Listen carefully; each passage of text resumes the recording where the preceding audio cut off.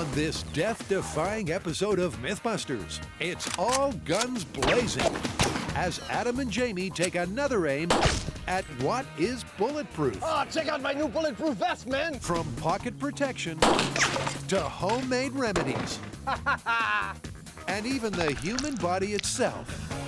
That's what is in your gut. Meanwhile, Carrie takes a swing at a Kill Bill myth. She and the boys get beaten black and blue as they find out if you can first punch through He's alive! and then climb out of a coffin that's buried 6 feet under.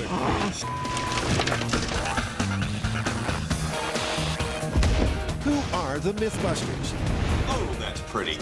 Adam Savage I love results! and Jamie Heineman. Bye-bye.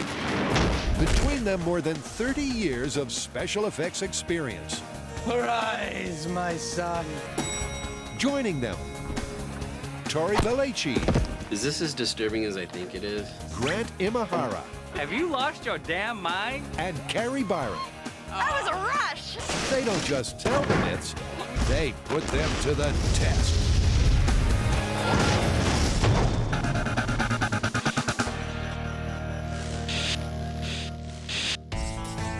First up, it's Bulletproof in the firing line. Well, you're looking pretty bulletproof there. I'm feeling pretty well protected from bullets, and that begs the question. What's bulletproof? Exactly. Ever since we aired our first What is Bulletproof episode, the fans have inundated us with all sorts of crazy suggestions for bizarre things that might be bulletproof. And that means that it's time for the MythBusters. What is bulletproof? Part 2. Exactly. It was way back in season 3. A fresh-faced Adam and Jamie separated firearms folklore Dead center. from ballistics baloney. Ever since, fans have been crying out for more. So now it's time to make your day. What's on the list? Well, first up for Bulletproof, we've got a host of objects that you might be holding or wearing. Things like police badges, MP3 players, and even pizza. Sounds pretty straightforward. There's not a whole lot of setup. No, it's just get out to the shooting range, shoot at stuff, and find out what's bulletproof. Yep, it's as simple as that. So they head straight to the firing range with their ballistics gel dummy. Tell me what you know. Who's going to take one for the team? This may look like a clear, jelly-like man, but in fact, he's a ballistics testing platform for our day's experiments, which include many things which you wouldn't expect to be either protective or bulletproof that might in fact be. Things like MP3 players, law enforcement badges, and even pizza boxes. This guy's gonna test them all for us. And first up, Adam's wishing on a shooting star. So the story goes that a police officer was shot by a perp at close range with a .40 caliber pistol, but the police officer was saved by his badge, which stopped the bullet. It's a stellar story, all right. An officer saved by his badge when shot at close range. But did it really happen? Let's get in place and do it. Well, to find out, Adam steps up with an identical handgun. Gun is loaded. And he's aiming at a standard issue silver police badge. This is called a star. Now, we had this specially made by the same company that makes them for the police. This one is made out of sterling silver. Could it really stop a slug? Range is hot. Clear to fire. 3, 2, 1. It's a direct hit. So what's the verdict? That doesn't look like it stopped it. Shot the top of the star off. She's no bulletproof. No. The bullet clipped the star, but passed right through the dummy. I can see the path of the bullet right there, heading all the way up through the gel and exiting there. And that would make any dude one dead duck. Silver itself is obviously not the hardest of metals, so it's not terribly surprising, but in this case, it didn't seem to do anything at all. So what's up next? Well, silver's out. Next up, we've got a badge which is called a shield, and it's got a copper back with a bronze star. Okay. It's a different badge, but will it be a different result? Gun is loaded. Adam lines it up in his sights. But just like test 1, he hasn't hit it dead center again. That was low and to the left. And that's stirring up some shooting rivalry. What's that you were saying about being a better shot than I am? A rivalry that goes way back to What is Bulletproof Part 1. Did I even hit it? Over the top. Oh, I think it's your turn, sir. I can't seem to hit that damn thing. Okay. But this time, Adam ain't giving up without a fight. I'm gonna hit the dot this time, I swear. And for bronze on copper take 2, it's a much better shot.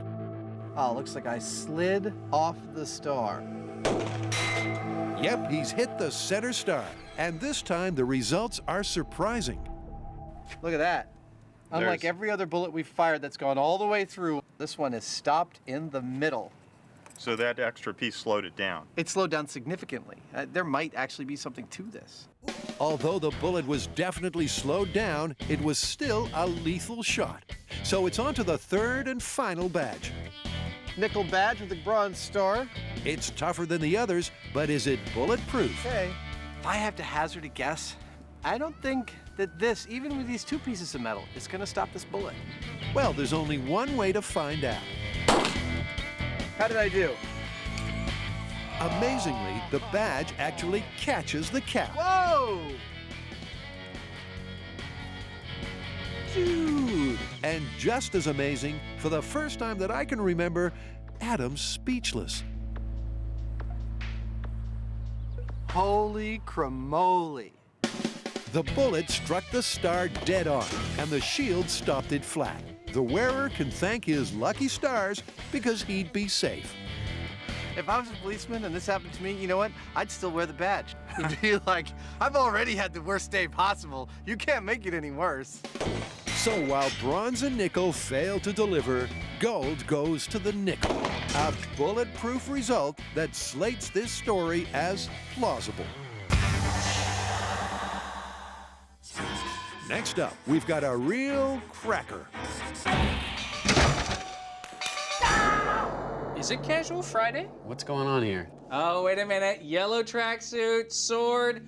We're doing Kill Bill myths. The fans can't get enough of our martial arts myths. And in fact, since the Ninja special, we've been inundated with requests to do the coffin punch scene from Kill Bill. That's the scene where she's buried alive and she punches her way through the casket, climbs through 6 feet of dirt with her bare hands. Right. No sword, right? There's no sword. Okay, put the sword down. Yeah, don't hurt yourself. It's a chilling scene that nightmares are made of, as our yellow-suited heroine literally gets buried alive. Trapped 6 feet under, escape seems impossible. Unless, of course, you are a trained martial arts assassin. So, undeterred by being interred, our heroine uses a series of 3-inch power punches, cracks the casket, worms through the soil, and lives to take her revenge. But is such a death-defying deed really doable? All right, you guys, how do you want to test this one? Well, I think the biggest issue is going to be the fact that she didn't have a lot of room to punch. She only had about 3 inches. So we have to see how much force you can generate from just a 3-inch punch. Then I think we should get a real coffin and see how much force it takes to break through that. All right, well, assuming we can punch through the lid, then we need to find out if you can dig through 6 feet of dirt with your bare hands. Well, before we even get to that, how are we going to test force? Last time we tested the force of a punch, we almost broke Tori's hand. Yeah. Okay, well, I got a brand new technique. I guarantee you no one is going to get hurt. Last time they tested punching power, Grant's invention busted more fists than myths. So this time, he's gone high-tech. I've got a tech scan flexible sensor, plugs into a USB evolution handle, and that goes into my computer. And the computer will be able to record the exact amount of force applied to the sensor. Once the sensor records the punch, the computer then converts the blow to pounds, giving a total amount of force applied. So, armed with Grant's weapon of choice, Ready for the fury? it's time to test what power of a punch the guys can pack. Our very own Italian stallion shapes up first with a full-arm jab. Go. Nice. Ooh, look at that. Okay, stand by. And Grant's reader records the result. Okay, so it looks like your peak there was 1,430 pounds. Ooh. But of course, in the movie, the heroine only had 3 inches of punch power to bust through the box. So Grant resets and Tori refocuses, this time from 3 inches. Did it register? It did register. 781 pounds peak. What? Are you serious? With Tori down for the count, the others see if they can do any better. But punching prowess is notably absent. Boom Boom Belechi, 785 pounds. Knuckles Byron, 362. And Iron Man Imahara, 612. You know, that's not a lot of power. But you know what? We're not trained martial artists. And in the movie, she was. So why don't we find a real martial artist, see if he does any better than we did. Let's go. All right. With our trio unable to punch their way out of a paper bag, they head off to meet a real punching pro, mixed martial arts maestro John Fitch. How often do you get to meet an actual professional MMA fighter? But we get a chance to actually work with him and measure how much strength he has in his punch. I mean, this is like a dream come true. But does Fitch the Fist have what it takes to tackle this coffin punching myth? Well, here's one way to find out. In this corner, weighing in at 170 pounds, John Fitch. In this corner, weighing in at 175 pounds, from the mean streets of Monterey, California, Tori Boom Boom Belechi. Let's get it on! Tori's mom, in fact, any members of the Belechi family may want to avert their eyes.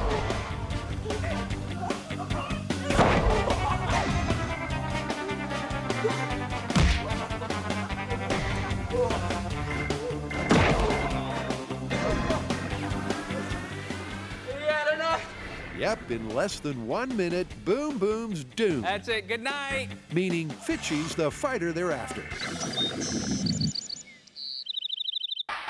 So now it's time to crunch the numbers. We brought our whole measurement system, and we're going to measure his punch force. I'll take his actual fighting glove and calibrate that with our punching bag and see exactly how hard he can punch. Ready, set, go! With a round arm right, John Fitch fetches a healthy result. Okay, so your peak punch force was 7,144 pounds. Holy crap. Not too bad. Not too bad. Well, it is 5 times harder than Boom Boom's best blow. But the real test has to be at 3 inches while lying down. So this is our makeshift casket. You're gonna lay down on your back and punch up at the sensor. The fist assumes the position. Cramped as though in a casket, it's this punch that's key to this myth. So what's the verdict? So check this out. Your force on your back at coffin height, 1,482 pounds. So a trained fighter can 3-inch punch with 1,500 pounds of force. So now the boys need to bury themselves in this myth. Out on the range, the MythBusters have discovered that a standard issue police badge can block a bullet. So what's next? Next, we got another relatively hard object that you might find in the average shirt pocket. The MP3 player, supposedly stopped around from an AK-47. Looks like a little bit bigger of a target. You think you can hit it? Yeah. I think I can hit it, old man. Let's go. So this story goes that an AK-47 slug was stopped by a soldier's MP3 player. But Adam, for one, ain't convinced. What's in there? Well, I'll tell you. This back metal plate's actually pretty thin, about a 32nd of an inch, stamped metal. This front part is polycarbonate. In there is a spinning hard drive and a single board of electronics and not much else. Not a lot of bullet-stopping potential. That's my expert opinion. With the MP3 player ready to rock and roll, that just leaves the gun. A 100% genuine AK-47. I kind of have a penchant for firing it. Do you mind? No. So while Jamie tackles the tunes, Adam feels okay with the AK. Here we go. AK-47 into an MP3 player. Okay, it's a smash hit, but there's a problem. Well, that's one way to get the battery out. Our sharpshooter wasn't so sharp. From just 10 feet away, he barely hit it. For a reliable result, they're going to have to reload. Yeah, I think we need to take another shot. Yeah, I think I do. Or maybe I get to take another shot. No. I get to make this work. So Adam, determined to get at least one round on the charts, sets up for a repeat run. This time, the MP3's down. But did the bullet go through? Oh. Oh, wait. I can see you. All the way through that. Yep, just like this MP3 player, this myth is full of holes. Like any good myth, this one has a grain of truth in it. And our researchers did in fact turn up evidence that a soldier was hit by an AK-47 round. It went through his MP3 player and he survived. But here's the catch. He was also wearing body armor. Now, body armor, MP3 player, what do you think stopped the round? My money has it on body armor. And after all that sharpshooting, time to tackle an even tastier tale. Supposedly, pizza delivery boy finds himself being fired upon by a shotgun, holds his bag of pizzas in front of him, and it saves his life. Okay, well, let's lock and load. How's this for pizza pizzazz? The story goes that a delivery boy peppered by shotgun pellets was saved by 3 pizzas. Well, not just his pizzas. Don't forget about the warmer pack. We've got your standard pizza delivery insulating bag here with some heavy synthetic fabric, webbing, some stuffing for insulation inside, satiny kind of synthetic.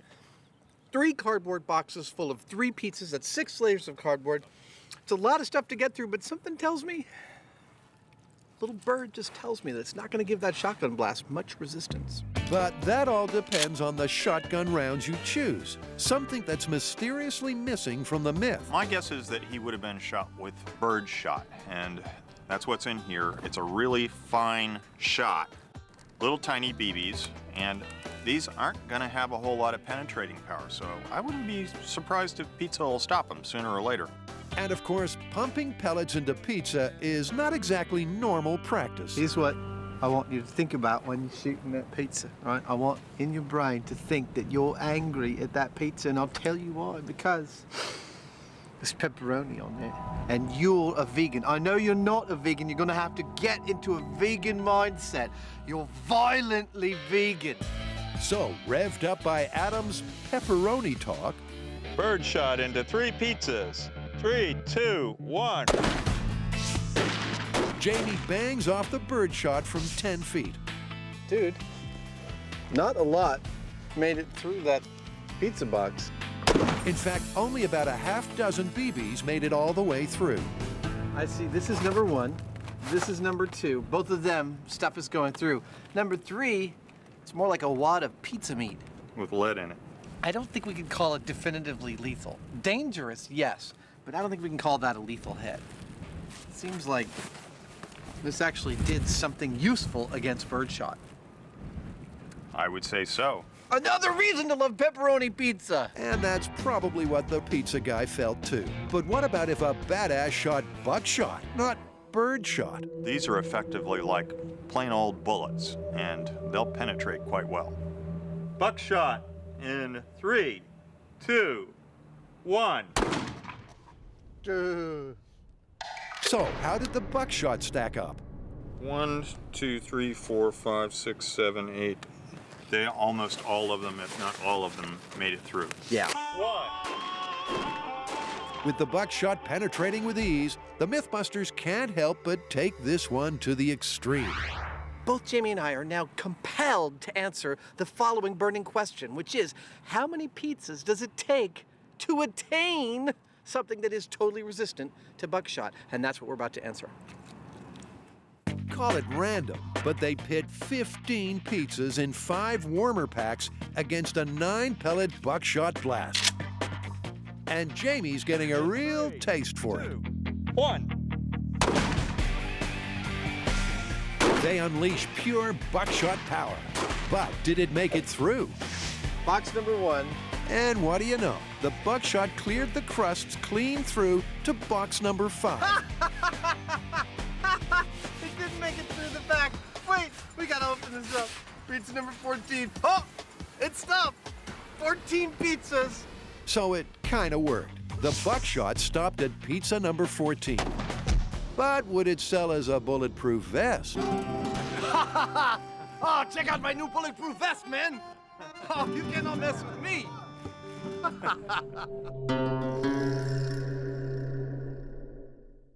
And animated Carrie, Tori, and Grant are putting Kill Bill to the test. They're trying to find out if you can cuff your way out of a coffin. And with punch data gathered from martial arts expert John Fitch, next, the team needs a casket. And that's where Carrie comes in. I'm gonna make it as realistic as possible, so I'm gonna use all the same materials, I'm gonna make it all the same size, and then we can see for ourselves if we can punch through a real casket. It's 3/4-inch pine made to funeral and movie specifications and comes with a see-through side for testing purposes. Then there's the gravesite. That's Tori's contribution. So I've come up with a design to test this safely. What I'm gonna do is build a box that will hold the 6 feet of dirt. And then what I'm gonna do is raise that up off the ground 4 feet with steel legs. And then what I'm gonna do is put the casket underneath that box. Once I have the casket in, we have the dirt in place, then we can start testing whether or not it's possible to break through the casket and dig through 6 feet of dirt. More on that later, because right now it's on to the punch itself. With John Fitch unavailable, that's down to Grant. And no prizes for guessing his design. That's right. I'm gonna build a robot.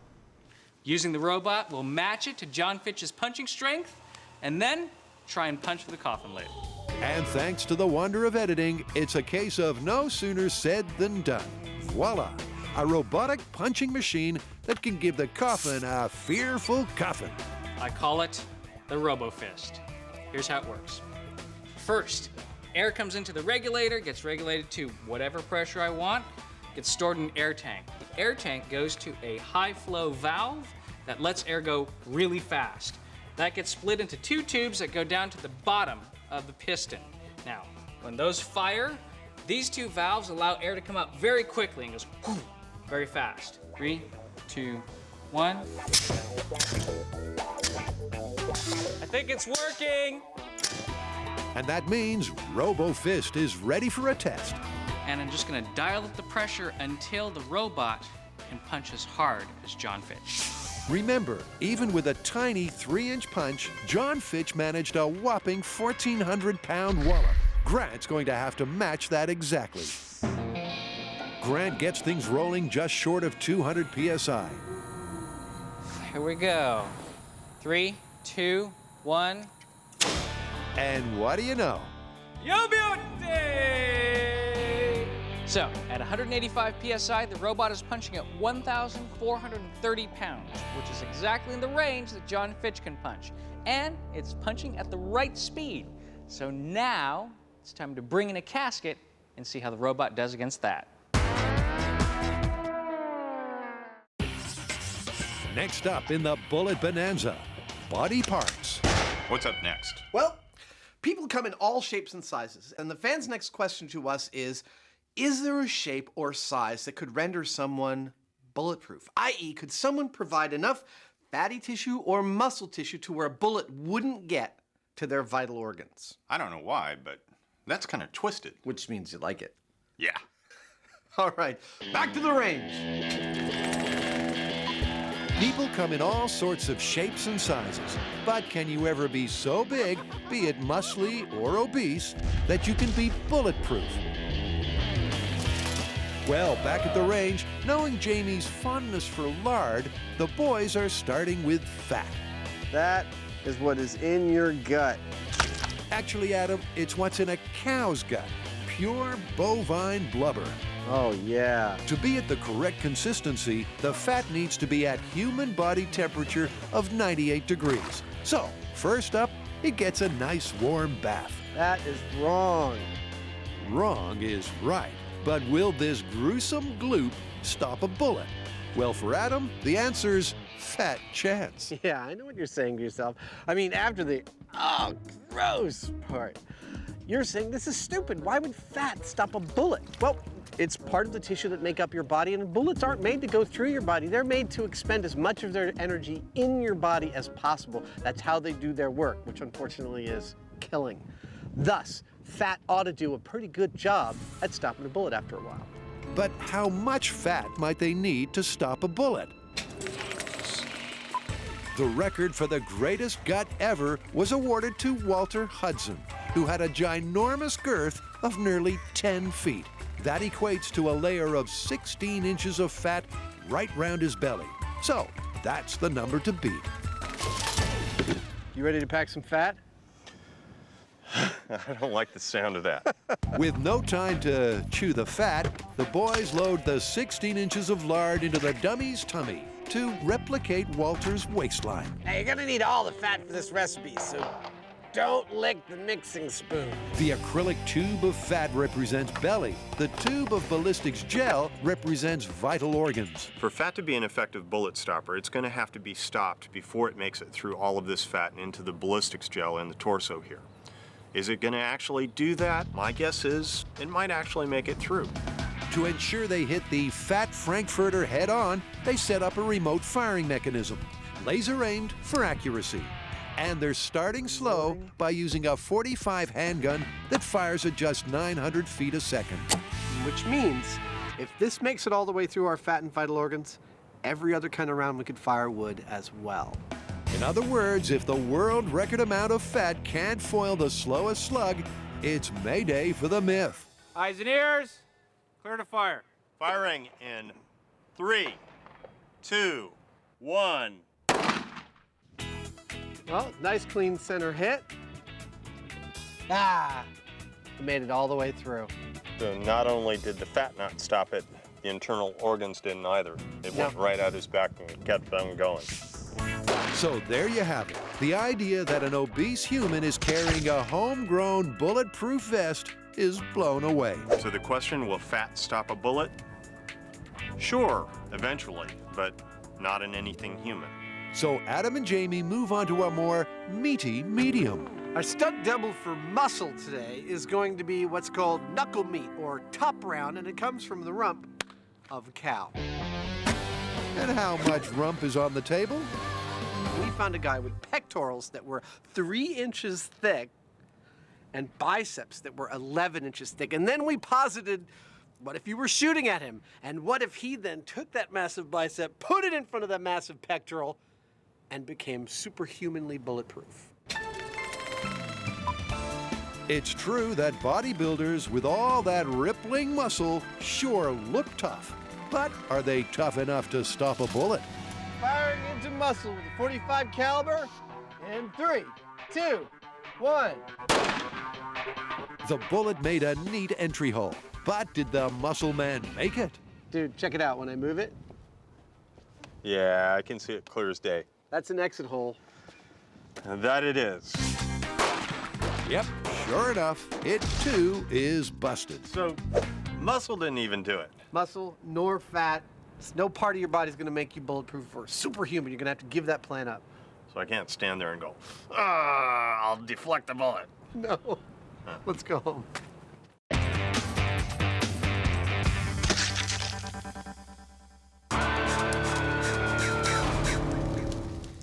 Back at M7, Cary, Grant, and Tori have built a robot to punch with the power of martial arts expert John Fitch. Now it's time to test the Kill Bill myth. Can you really punch your way out of a pine box? Well, first, Cary finds out that in confined space, nobody can hear you scream. How you doing in there? Can you breathe? Real funny joke. The team lays the RoboFist to rest, This is how they do it in Hollywood, Gary. Ah, that's gotta hurt. nails down the lid, and they're ready for a dirt-free preliminary test. Now, sharp-eyed viewers may note that there's no dirt on top of our casket. But right now, we're just trying to isolate the casket and see whether, in theory, it's possible to punch your way through. Meanwhile, Cary's worked out the correct punch-to-air ratio if you get buried alive. After about 45 minutes, you're gonna lose air inside your casket and you're gonna pass out. Now, John Fitch says that he can punch about 20 times per minute. So we figure the parameters for our myth should be set at about half an hour or 600 punches. If you can't get out after 600 punches, well, you might not be getting out. Okay, you guys ready? Yeah, let's Ready. break him out. So RoboFist comes out swinging. Yeah! Wow! And almost immediately, cracks start to appear. He's alive! Yep, the lid is split. Punch through! But progress is, should we say, not exactly progressing. That crack looks like it's wider. Kinda. 300 punches on, and Tori, for one, is losing focus. Tails. But after 30 minutes, the coffin puncher would be on his last legs, so to speak, with very little air left. So Carrie rings the bell on the final round. 600 punches, and it still didn't punch its way out. Yep, the casket cracked all right.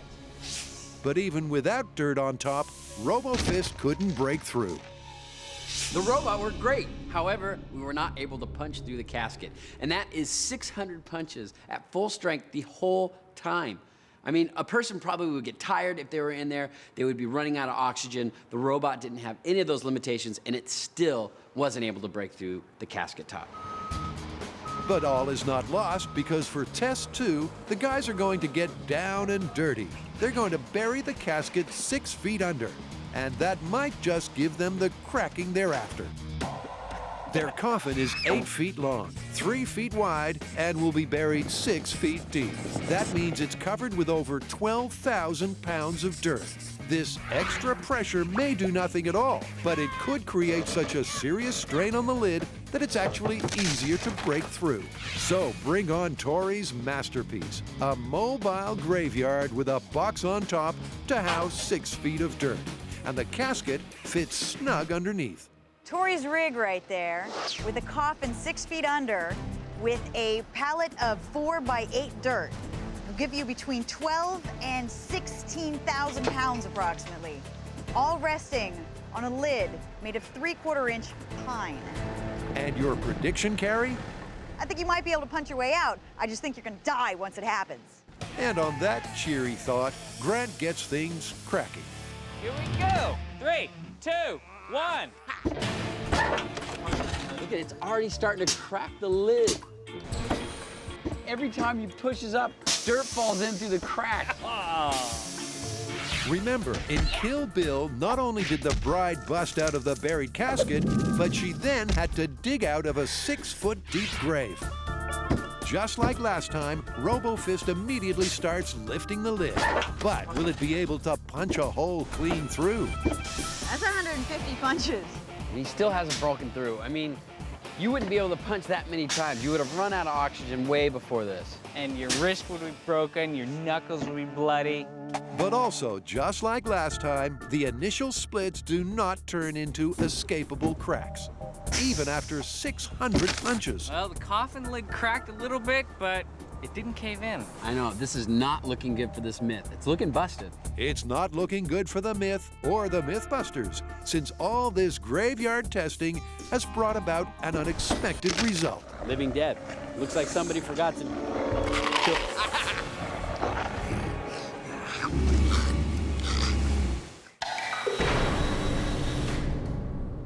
The MythBusters have come out all guns blazing. They've been testing what is bulletproof. And that's got Jamie thinking. You know, I was thinking. Uh-oh. Yeah. I was thinking that we've got so much stuff laying around this shop that we could roust something up that is not terribly exotic that we could make bulletproof armor out of. Homegrown bulletproof.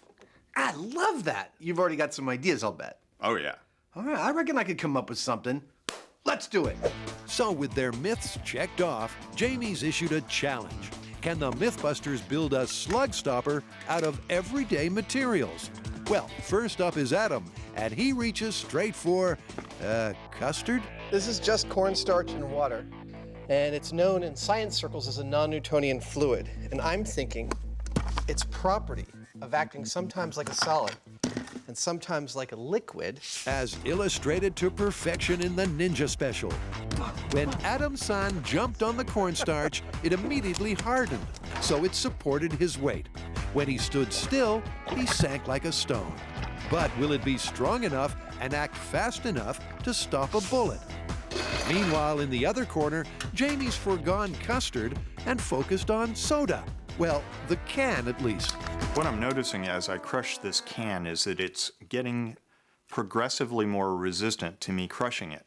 So by crushing it to the max, will it roadblock a round? I don't really think it's going to stop a bullet by itself, but what if I have a whole bunch of them?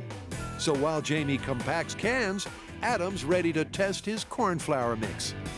Homegrown, bulletproof, 1 layer in 3, 2, 1.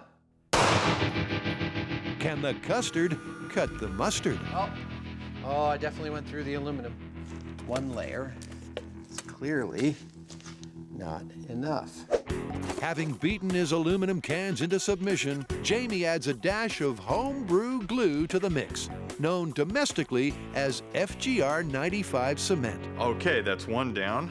That's FGR 95 and propylene fiber with aluminum cubes. Adam amps up his testing. It's now a 2 custard cluster to fire at. In 3, 2, 1. 2 layers still doesn't look like enough. Meanwhile, Jamie's ready to point the Glock at the soda can block. Firing in 3, 2, 1. Does that look like... That's the... Did you catch it? I caught the bullet right in the face of it. There it is. So Jamie's first prototypes left him feeling pumped, while Adam's feeling pressure. In desperation, he maxes his mix up to 6 layers of custard. 6 layers. Going for broke. 3, 2, 1.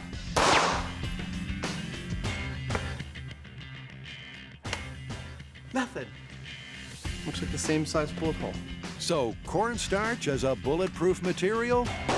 Dud, dud, dud. 3.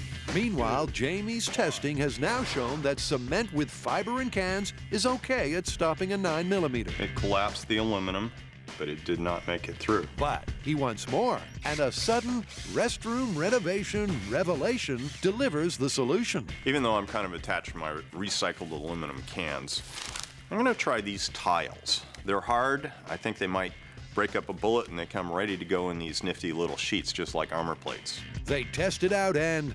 3, 2. What do you know? The bullet bounces straight off. Jamie, it didn't make it through the felt. I wondered. Yeah, So that worked. it did. Rather predictably, it's Jamie who wins this challenge. But how will his bunch of blocks fare when they get put to the ultimate test? Let's get out to the shooting range. 3,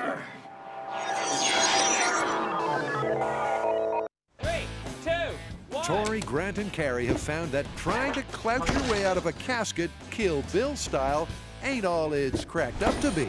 But as a potential final nail in this myth's coffin, there's one last part to test. Now, we busted the part of the myth where you could punch through a casket. But now what we're gonna do is we're gonna test the part of the myth that if you did bust through the casket, could you dig through 6 feet of dirt? So what I need to do is I need to reconfigure this rig here so that we can get inside of it and safely try to dig our way out.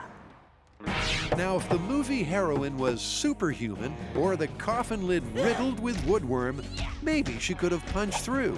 And if so, could she then have escaped? To find out, Tori replaces the casket lid with a sliding hatch to hold back the dirt above. All right, so this is the trap door. It's gonna open like that and then we'll start digging our way out. He's also built an acrylic casket with a specially designed escape hatch that's all ready for a trial run. So the new casket's in place, and what I'm gonna do right now is just test the trap door and see if it's working.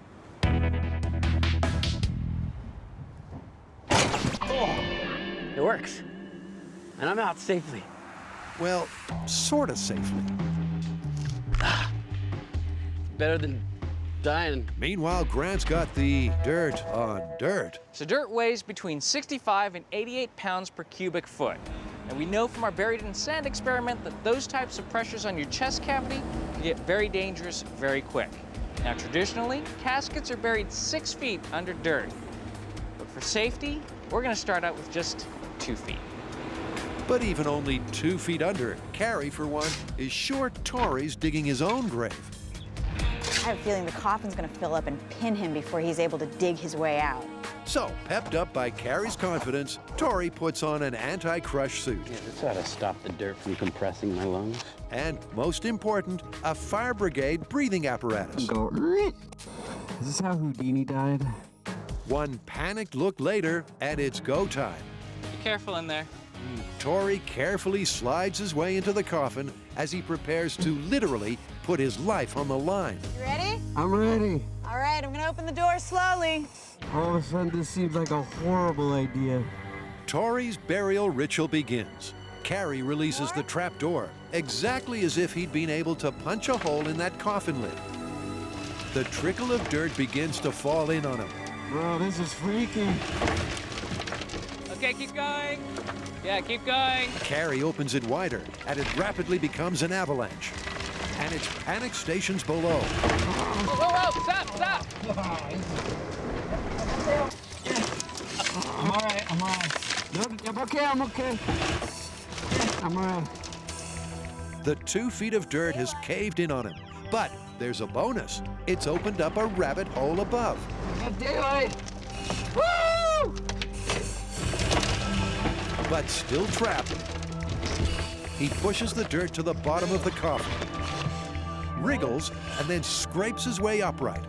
And with a massive effort, actually triumphs in tunneling his way out. I'm alive! As soon as the door was open to about a foot wide, all of a sudden a ton of dirt came falling in on my chest, and I couldn't move my arms anymore, I couldn't move my body, and I started panicking. I almost had Grant hit the quick release and let me out, but I calmed down, finally got the dirt pushed down enough so I could maneuver enough to get out of the 2 feet of dirt. Tori's proved that at 2 feet under, assuming you could open the coffin lid, escape is just conceivable. But the myth calls for a normal burial. Now, our next setup is going to be under the full 6 feet of dirt. Yep, you heard right, folks. Grant is going to be buried a full 6 feet under. But so he doesn't die, his plan is to sit up, not lie down in the coffin. Okay, let's pause for Carrie's prediction. I think about 4 feet. It's all gonna collapse down and completely go pear-shaped. Yep, as with any MythBusters experiment, going pear-shaped is a real possibility. Okay, Carrie, go ahead. Carrie at last dishes the dirt on Grant. Keep going. Thousands of pounds of soil slithers south. Stop! And almost immediately, Grant's buried to the neck, unable to move, at least until the rig breaks under the pressure. It's easy to see that if Grant had been lying down, he'd be dead. Well, I guess that worked well. Yeah, I think that pretty much sums it up. The air tunnel that Tori used never opened up for Grant, and that meant escape was totally impossible. I'm convinced you'd be buried alive. That 6 feet of dirt came all down into the casket, filled it up. There's no way you're gonna survive this. So let's go inside and put the epitaph on this myth. All right, you guys, where do we stand with coffin punch? We definitely have to bust this one. I mean, there's no way we were even able to punch through the lid of the casket, and that's with the full strength of the martial artist, both in the shop and when the casket was buried. Okay, and say you could punch a hole in the casket, and you could punch that hole big enough that you could crawl out of. There's no way you're crawling through 6 feet of dirt. Look how much trouble you had with 2 feet. And I had a mask on and a respirator. Yeah, if you didn't have that, you wouldn't be able to see or breathe. Yeah, so this one is definitely busted. Busted. Busted. I just hope I never get buried alive. Oh, that's what I was gonna get you for Christmas.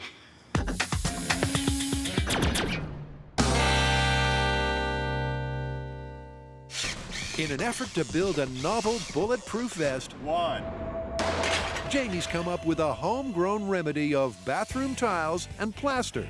And now it's time for its baptism of gunfire. Let's get out to the shooting range. This is my improvised armor. Now, it's made of a high-strength gypsum cement called FGR 95, which is filled with polypropylene fiber. Now, we've also inserted 2 layers of common bathroom tiles a little bit back from the front. With its gel vital organs as backstop, the mannequin will take the hit if the tile proves permeable. Well, here at the MythBusters Armory, Jamie said he wanted to test the Jamie tile. We wanted to give it a good solid test, so we chose wide bandwidth of your basic armaments and ammunition. So let me give you a tour of today's arsenal. Starting off with the handgun 9mm, moving on to the handgun 45 caliber, then to the shotgun, both with buckshot and the deer slug, finally finishing off with a high-speed rifle round, the 223. That ought to give this thing a run for its money. Lights going hot. And suited, locked and loaded for the first big test, let's pause for a prediction from Jamie. As far as pistols go, the 9mm has a reputation for penetrating quite well. I'm going to go out on a limb here, though, and say I think my Jamie tile's going to stop it. But will confidence be confirmed by the conclusion? Firing in 3, 2, 1. It stopped it. It totally stopped it. There you go. That's a 9mm. I'd say it's Jamie tile 1, bullet 0. It's a good start for Jamie's tile. But next, it's staring down the barrel of a 45 handgun. Oh, that looks like a nice stop. Beauty. Hardly a dent in the back. Jamie tile 2, bullets, zilch. Next up in the ramp-up, it's buckshot. After watching what it did against the handgun rounds, I don't think buckshot's gonna make it through the Jamie tile. Wow! Look at that. Well, I tell you what, buckshot is one of the scariest things you can go up against, and the Jamie tile stopped it, and stopped it cold. But now things get really serious as buckshot takes a backseat, replaced by the deer slug. And this is almost an ounce of lead. It's a huge amount of force coming out of that gun. I don't know whether we'll be able to stop it or not. Hot, ear protection on. I see dead people. And the fears are founded. Wow, look at that hole. You'd be hurting. You'd be dead. The deer slug went straight through the tile and took out the vital organs too. Oh, it looks like the champion's been taken down by an upstart named Deer Slug. And after the slow-moving but deadly deer shot, Now we're going to move on to the 223. This is the opposite end of the scale. It's a really small bullet, but it's moving really, really fast. but can it take out a Jamie tile? Range is hot. Eye and ears. And it's the last man standing. What do you think? You think it went through? I think it went through. You do? Oh, look at that. There's the bullet. That would be a kill. Wow, look at that. You certainly slowed that bullet down for it to end up in the gel, but he's dead. And there's no arguing with that. Well, it seems that the halcyon days where we all wished that Jamie tile was bulletproof are all going to go, for the 223 has pierced it completely. However, it is still Jamie tile 3, bullets and ammunition 2. Well, our armor's full of holes, the dummy's full of holes. I think we're done here. I think our work is done. Let's go.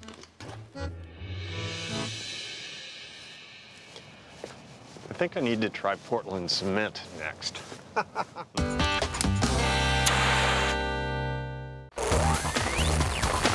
In this episode, the MythBusters are going far beyond their comfort zones. Did I tell you I was afraid of heights?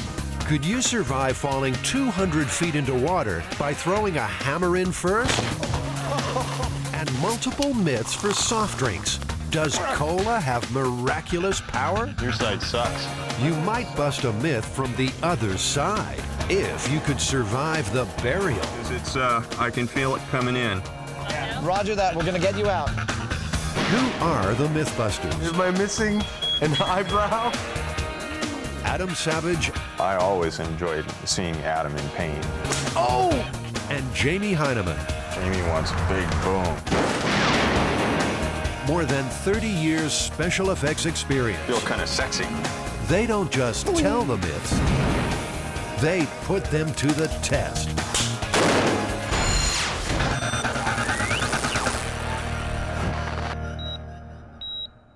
Are you ready? It's been nice knowing you. See you later. Okay.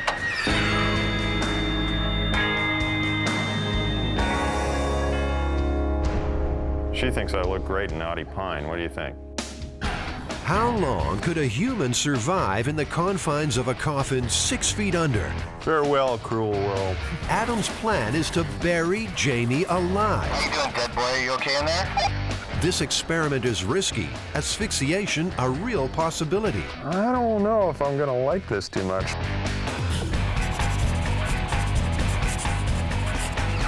Well, we're going to bring our science to a really old one this time, Jamie. And the idea is that someone could be mistakenly declared dead, put in a coffin, and then put into a grave and buried while still alive. Well, it seems like that'd be possible, but I don't think they'd last very long.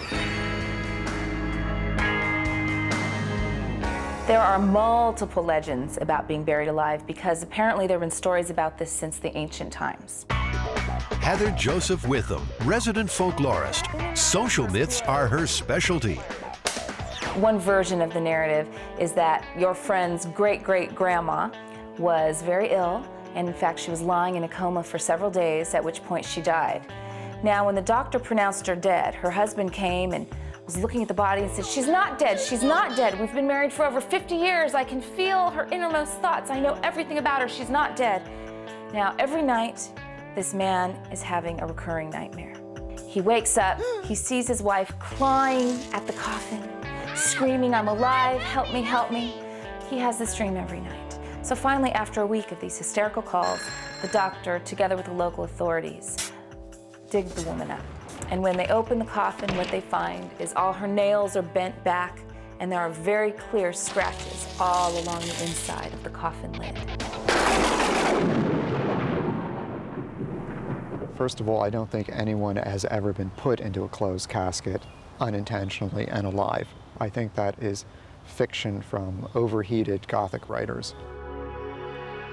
At Mission Dolores, San Francisco's oldest church, Brother Guire Cleary takes a very skeptical view. Well, I've heard stories that some people would insist on perhaps having bells, ropes going to bells from the coffin, so if they woke up underground, they could ring it, or perhaps they would have their veins drained of blood to make sure they were genuinely dead. So if they weren't dead of natural causes, they'd like... They were dead from their undertaker. Yeah. It makes you wonder also, was this a myth that was encouraged by people who produce and were selling such products? You know, the great American skill is not satisfying needs, it's creating needs.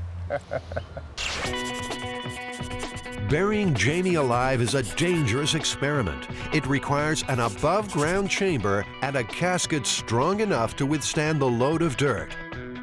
Meters will monitor his pulse and blood oxygen levels and the amount of potentially deadly CO2 building up inside the casket. And for safety, a night vision camera and emergency oxygen. You know, the CO2 level is going to build up really quickly in the volume the size of a casket. How long do you think the average person might last? I'm guessing around maybe 3 hours tops. How long do you think you're going to last? Well, 3 hours is like on the verge of death, and I don't think I'm willing to go quite that far. So, you know, maybe an hour and a half, I don't know, maybe 2. It sort of depends on how I can control my breathing, I believe.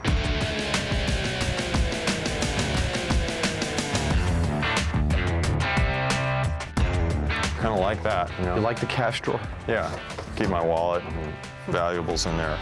The first item required is Jamie's coffin. His concerns are size, strength, and comfort. This is a 18-gauge steel casket and velvet interior. Kelly Gillespie works closely with the bereaved at the Arthur Sullivan Funeral Home. And this is the pillow, so you'll feel how soft that is. Oh, that feels nice. All right. Are they going to be comfy for you? Yeah. And this is the spring bed mattress underneath, which does rise up and down. And then these notches up here go right into the hole, and then you can lock it. So if you were inside here and once it's closed, you're not getting out by yourself, right? I don't see any way of getting out from the inside. Bummer. You're gonna have to trust us. Not very comfy. This actually feels kind of lumpy. It's a press board that's covered in fabric. Kind of concerned about getting crushed. I don't know about a couple tons of dirt on there. It seems sturdy enough. It's 20-gauge steel. Maybe to make sure that I do come back intact, we should buy the Astral Phoenix. Well, then what do you think about this one, Jamie? I think I'd be okay with 20 gauge. I would feel a little bit more comfortable with, you know, loading all that dirt on it. Your comfort, Jamie, is our first priority. I need to be able to rest in peace. Exactly. The choice is made, a preference for steel over wood. You know, there's something vaguely disturbing about this, and I'm not sure what it is. You want to ride back in the back and I'll drive? Sure.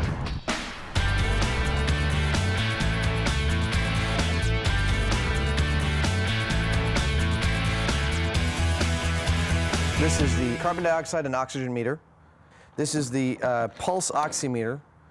This is the night shot camera. And this is our emergency supply of oxygen.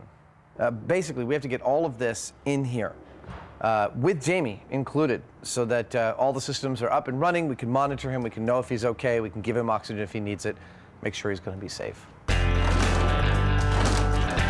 casket will be buried inside a chamber. It's constructed to come apart easily for quick access to Jamie in an emergency.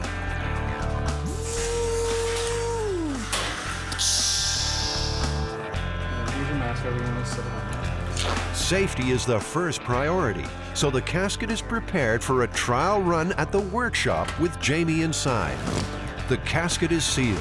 2 emergency medics will be on hand at all times. Jamie's survival may depend on their skills. Pulse is 81, and his blood oxygen level is 98. Hey, Jamie, you want to run through how you're feeling in there? Any change in the state of your head, i.e. Lightheaded, dizziness, seeing lights or anything? No, I don't think so. Everything seems fine? I'm just kind of thinking about sex a lot. Okay, that's only interesting if it's change in state. The medical profession is doubtful anyone could survive a burial. Dr. William Miller, medical director at St. Luke's Hospital, believes no one would live to tell the tale. Well, I think that when I was a Boy Scout, we used to sit around telling each other stories around the campfire about, you know, bodies that had been dug up and scratch marks on the inside of a coffin. But when I became older and a physician, I have never given any of those stories any credence. Do you think it would have been any more likely in the past? I mean, given that the technology was a lot different then. I think certainly that in the 1800s, for example, at that time we did not have an agreed upon set of criteria.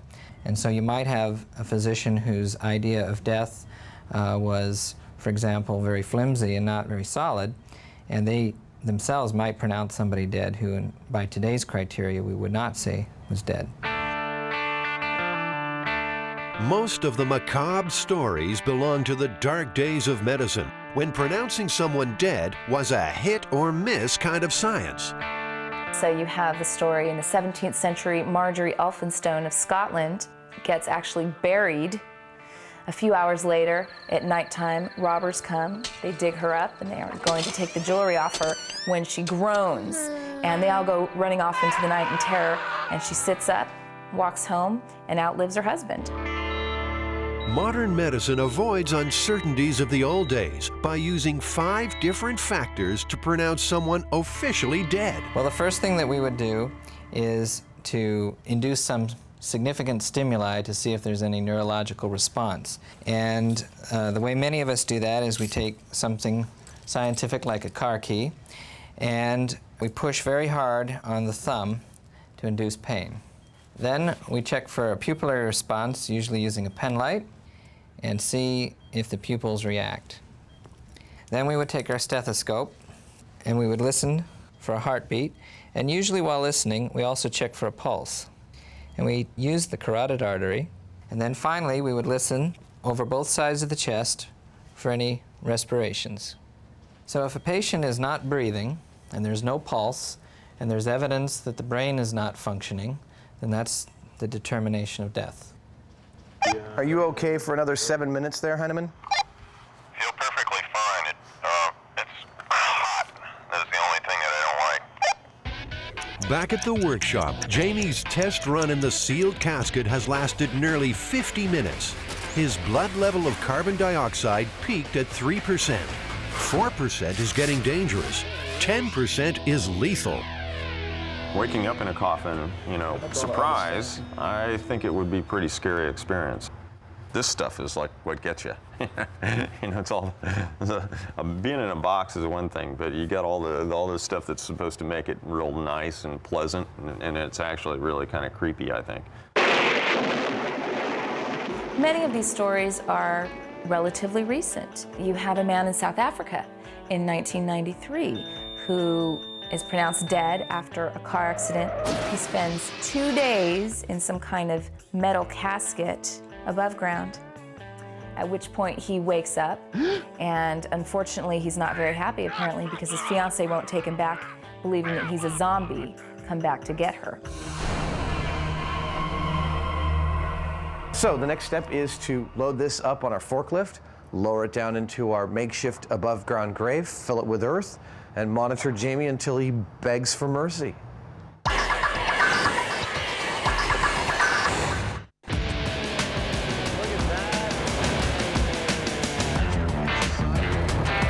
The MythBusters are about to defy nature in an attempt to bury Jamie alive. How you doing? Hey, what the hell are we supposed to do with all this dirt? So buried alive, huh? Buried alive. You ever heard about anyone being buried alive? Well, I've heard of them. You know, I've seen movies, but I've never really actually seen it happen. Yeah. Stop. I'm a little apprehensive at the moment. I'm hoping that the box won't collapse, but I think it'll be all right. His dry run lasted 50 minutes.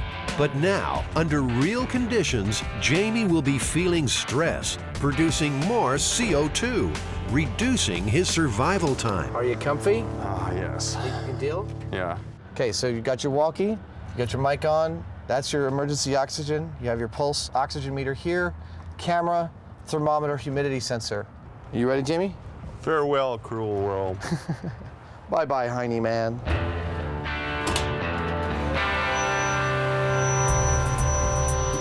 With Jamie laid out in his casket, Adam gently lowers him into the chamber. Watch yourself, it's gonna go down. He's about to undergo a rare ordeal. He will be buried alive.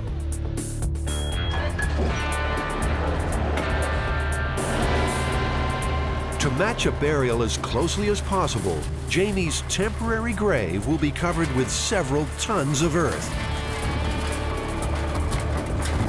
I got a fair amount of dirt in here, and it actually crushed the container a little bit. Roger that. Are you nervous about it? Over. No, I think I'm fine. It definitely had an effect on the casket, though. Loading earth on the steel casket is a calculated risk. It's up to Jamie to make the call. Well, all I got to say is be gentle on those dumps, because I'm worried about the lid slipping off of its sides or something like that. Jamie, would you like me to come in and check the lid out? Over. You're not going to be able to tell anything more than I can at this point.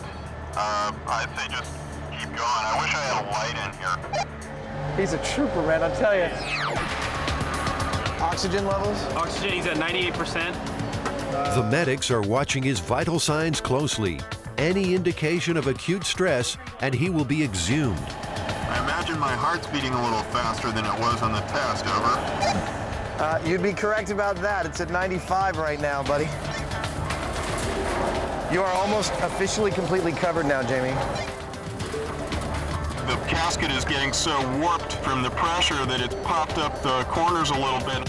Suddenly, the major worry is the very real possibility of Jamie being crushed inside the metal box. This thing's really starting to creak, and it's feeling like it's changing its shape. They decide to halt the Bobcat. They hope the casket can withstand the force pressing from above. The thing is buckling and changing shape on him. Truly. That's the last one we're doing. Because it's, I can feel it coming in. You want out? Yeah. Roger that. We're gonna get you out. Pull that back. Oh, wow. Hey, Will? Yeah, it buckled. Here we go. Just ahead. Hey, Jamie. Hey. Here he is. Oh. And he's still alive. Did it do anything, or is that all my imagination? No, it definitely was crushing it in. It's just sitting there going.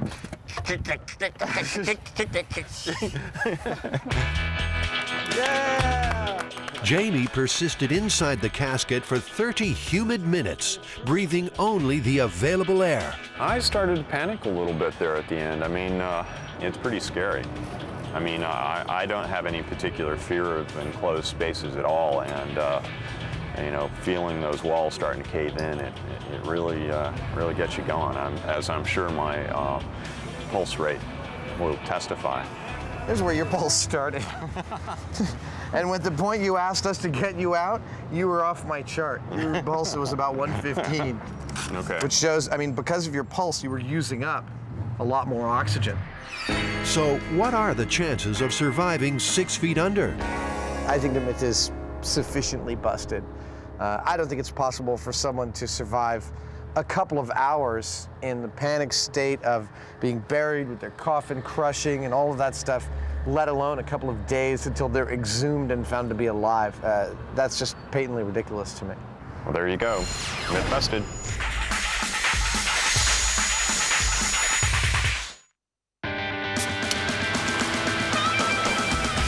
America's favorite drink has always attracted its own share of popular myths. Some of them true, most of them baloney, but all of them challenges for the MythBusters. Jamie, how many things can we do with cola? Lots. We can clean up blood. You can dissolve a T-bone steak. You can clean chrome. Clean the corroded contacts on your battery. You can free a rusted bolt. You can clean your greasy laundry. Car paint work. Dissolve a tooth. You can clean your car engine. And it also might be an effective spermicide. This should be fun. Some of these sound actually like they're pretty reasonable to me. And some of them just sound absolutely ridiculous. So it would seem. Well, let's go get some blood and steaks and chrome and rusty bolts and get started. Yeah. Okay. Will cola shift those hard-to-remove bloodstains from the MythBusters crime scene? Lie still, I'm not gonna hurt you. I don't trust you. Well? You realize that this white line thing is all a myth. They don't actually do that. No, you're kidding me. Yeah, it would contaminate the site. When did the myth start? Was it ever used? You know, I don't know. I think it just looks good. It definitely looks good. Oh, yeah!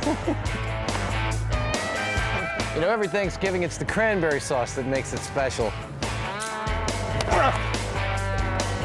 Animal blood was used to keep the test as authentic as possible. Okay, so how long do we have to wait? Is it like the amount of time that it would normally take for an ambulance to get here? For the realism and effectiveness we always strive for. There we go.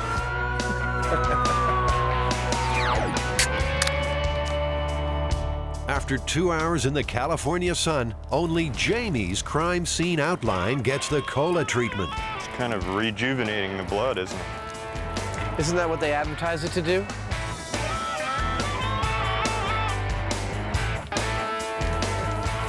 That was a lot of blood. Check the truck out. Like, it really dissolved it on that. Yeah, took it right off the truck. Well, most of the blood is washed away. What do you think? What's the final verdict on this? The cola helped. Not by a whole lot, but it did help. This area is cleaner than that one, and this is the one with the cola on it. Yeah, I still see a blood streak on mine after all the washing we did, and it took it right off the bumper. Well, it works. All right, cool.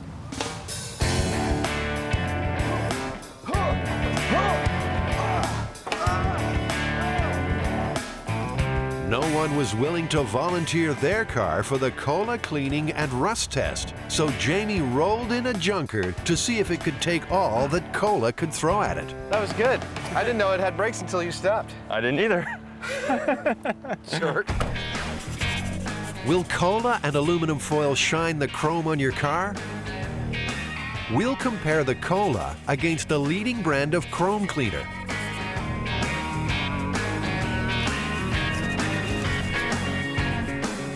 I'm not sure exactly what the aluminum foil does with this. Well, I think it ionizes the cola particles and brings the rust to the surface.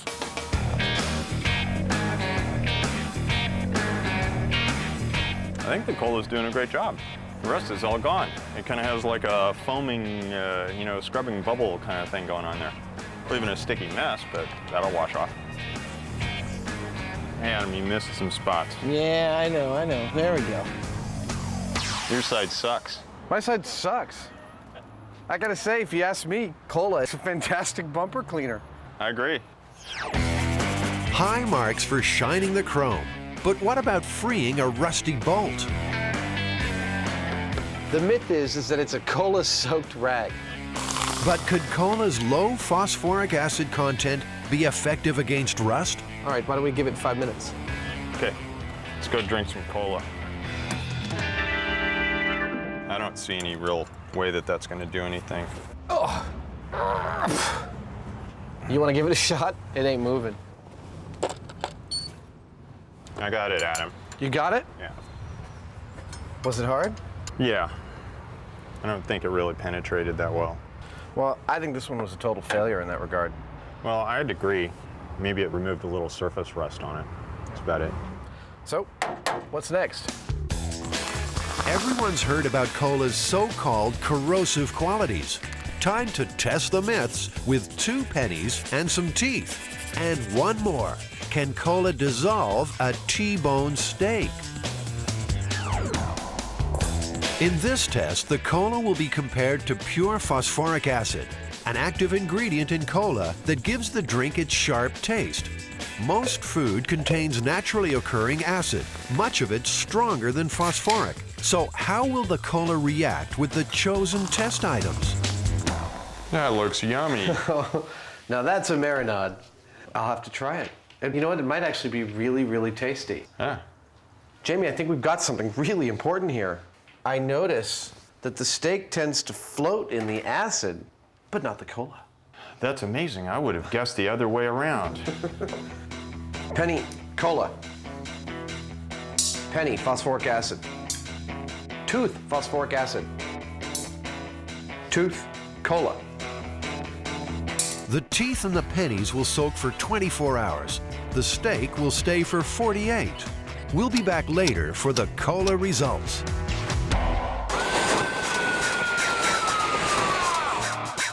Did I tell you I was afraid of heights? Busting the hammer jump myth involves G-forces, terminal velocity, surface tension, and a helpful crash test dummy named Buster. Oh, no. Poor guy.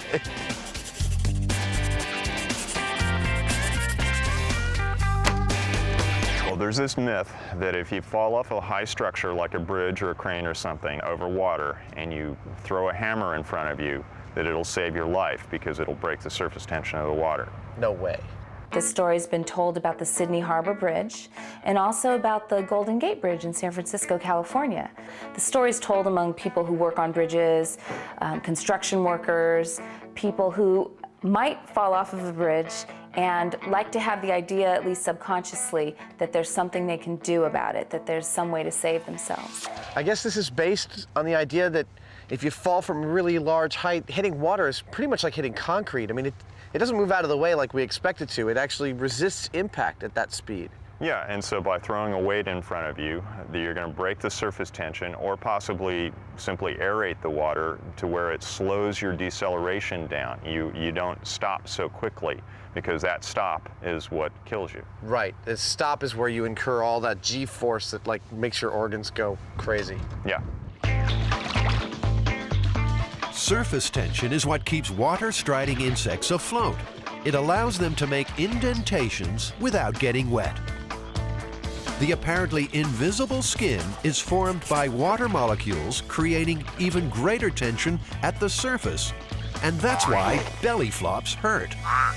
In consideration of the myth, I would think it'd be very reassuring to believe that if you're working high steel, you misstep, it would be nice if your tool bell went first, broke the fall, and you survived. According to author Stephen Cassidy, the hammer myth may have originated during construction of the Golden Gate Bridge. In 1937, 12 men fell when a bridge section crashed into their safety net. Only one man survived. Did his hammer break the fall? The tool belts that those guys used had, among other things, spanners and hammers, so they might have 100 pounds of tools around a tool belt. Certainly enough heavy metal at their disposal in the form of tools to equate to a hammer or many hammers. At 220 feet above water, the Golden Gate Bridge would be ideal to test the myth of a hammer breaking an accidental fall. These days, for security reasons, the massive structure is off limits. So, to bust the hammer jump myth, Jamie and Adam need a way to get some serious height. That's what the crane's for. So we'll take the dummy to the top of this crane and drop him into the water a bunch of times? That's it. Dummy's gonna get to go swimming. Oh, I love this job. The MythBusters are at Mare Island, the former naval shipyard just north of San Francisco, where the Pacific Fleet used to put in for maintenance. Mare is the home of the Whirly, a huge crane that can turn through 360 degrees. At full extension, it reaches up around 150 feet, the height Jamie and Adam need to drop the hapless dummy Buster. Well, we'll always have a rigger with you, and the rigger will signal the operator. I mean, the operator can't hear you. Cooper manages the massive crane and is supervising safety aspects of the experiment. He's a little dubious about the story. I hadn't heard it. I thought it was kind of different, but two of the guys in my office were very familiar with it. One of our fellows has got an advanced degree from Stanford in construction management, and he definitely had heard it. So it seems like it's something within the industry is common knowledge. When the experiment is underway, Jamie will have the job of rigging Buster the dummy and the hammer, all while working hundreds of feet above water. My gosh. Wow. Snug as a bug in a rug up here. This thing ain't exactly flimsy, you know? The view up here is incredible. You know, the simple fact is that when he hits the water, the margin between life and death is going to be very small. Yeah, it's only a tiny fraction of a second, and I suppose this hammer thing actually could make that difference. The critical science requires calculating the force at impact. Adam will fit Buster with an accelerometer, the same type used by courier companies, to see if your packages are being treated gently. It measures the energy generated by sudden stops. We've got to put this in his head or in his torso, wherever it will fit. This is an accelerometer. This will measure the G-force when he hits the water. Oh, look at that. That's really pretty. All right, let's see. Do you want to get hit in the head? You're going to anyway. Buster's cavities are designed to hold smaller instruments for auto industry research. He's a crash test dummy after all. Adam's task is to make room inside the dummy to accommodate a larger accelerometer. I like this. I'm quite pleased with this. Let me get your chest back on.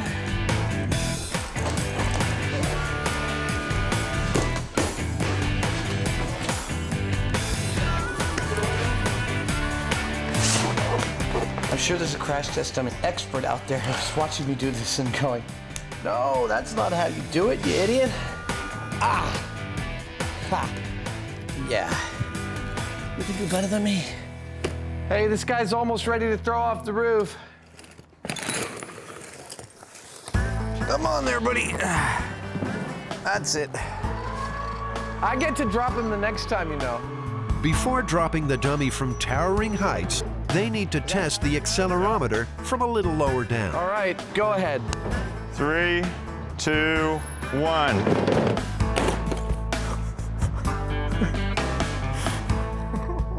That's really horrifying to watch. 3, 2, 1. That was perfect.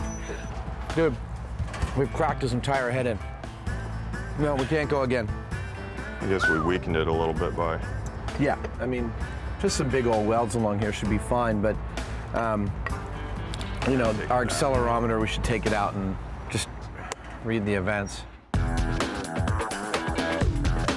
Despite the mishap, Adam found the accelerometer was still functioning effectively. So, download. In addition to the head repair, Jamie needs to modify Buster before the big fall. The other thing that we've got to do to him is that we have to rig some sort of a slide that will allow him to travel along a cable so we can guide him precisely where we need to.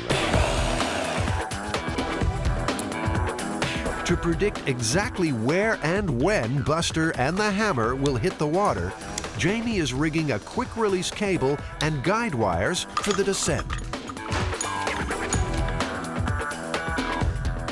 All right. So let's say it's from 6 feet. All right. Buster's in for more pavement punishment while the quick-release mechanism is tested. Ready? 2, 1. Oh, oh man. In 3, 2, 1. These quick releases work great, Jamie. Yeah. Let's go for another one. Okay. Upsy daisy. But the dummy is not designed for this type of rough handling. Something's wrong. Uh-oh. Not again. Oh, well. All right, well, let's lift him by his head and get him back on the operating table. Okay. And get to work on him again. I can get the data out and we can see what the drops were like. Okay. This is our last intern.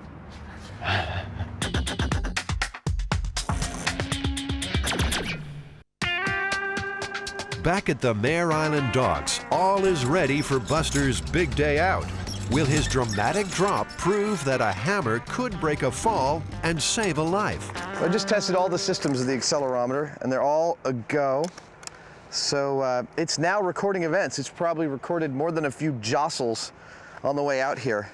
But we should be able to see which ones are the events we really care about, because there'll be lots of G's. With the dummy's accelerometer on board, it's time to drop. The massive crane is rolled into position. It's a strange combination of like sheer terror and delight. I'm not sure. Looking at the ground a couple hundred feet away, and I don't know, it's really cool. I think my fascination is overriding my terror. He looks good. Take him all the way up. The crane is raised to 180 feet. A guide wire will keep the dummy on target. A high-speed camera will record the moment of impact. Okay, I'm ready. 3, 2, 1, go.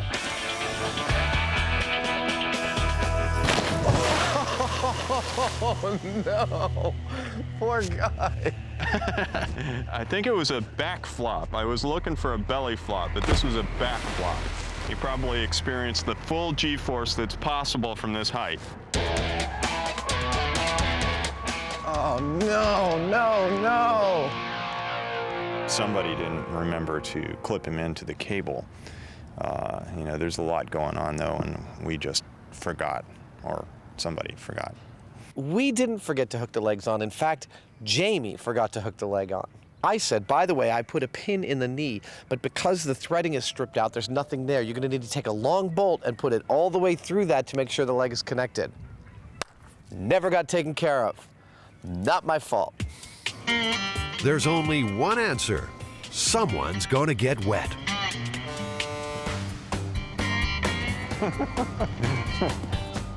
Adam will use any excuse to run around in his undies, I think.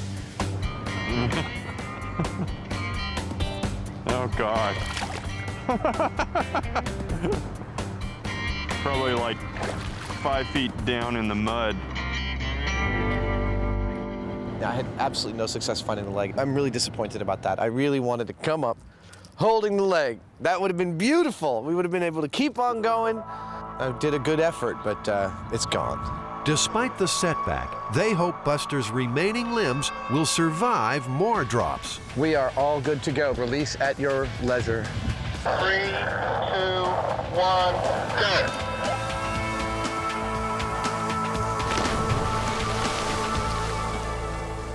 No. Whoa! He's completely trashed. The cast aluminum of his thigh bone right here absolutely just shattered into contact with the water. It's pretty obvious that from that height, you're completely screwed. Jamie, atop the crane, is coping with a personal fear. Right now, he would prefer being on terra firma. It's kind of an intense rig up there. I mean, reaching out and hooking up the dummy to the quick release, you know, seems pretty simple. You're just a couple feet away, but when you're at a 40-degree pitch, 160 feet in the air, it's less than pleasurable. When I'm up there on that height, I'm over and over seeing myself like, oh, that's all there is to it.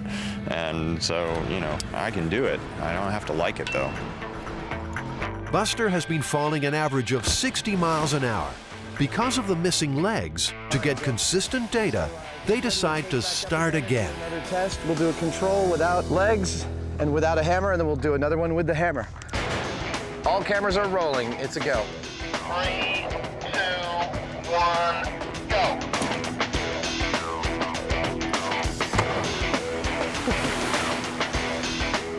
That's so radically hardcore.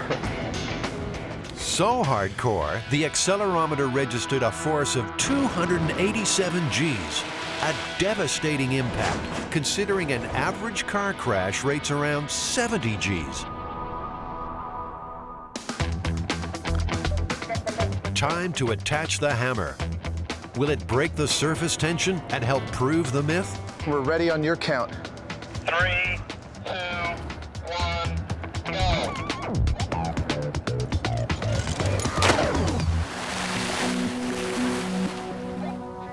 Even with the hammer falling first, the dummy still registered a shattering impact of 239 Gs.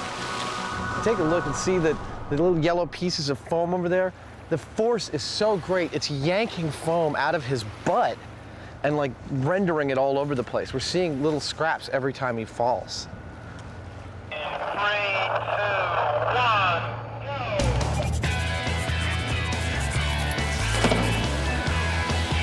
1. You know, if I was to crash this dummy, I think that would have hurt more than any of the other falls.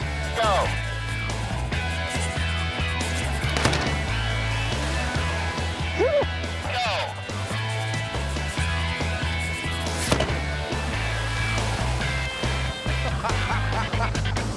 I'm enjoying this more every time. You know, I think Jamie's getting a little sick up there. Oh! Oh! I'd say that's a good day's work. I want to get the hell off this crane. All right. I don't think that losing the leg affected our results. We got a good control of 3 drops without the hammer and 3 drops with the hammer. That's a reasonable data set to make an assessment as to whether or not the hammer helped or didn't do anything. My gut feeling about this is that the hammer is probably having somewhat of an effect on the impact that the dummy receives. I don't think it's all that much. I don't think it would save your life, personally.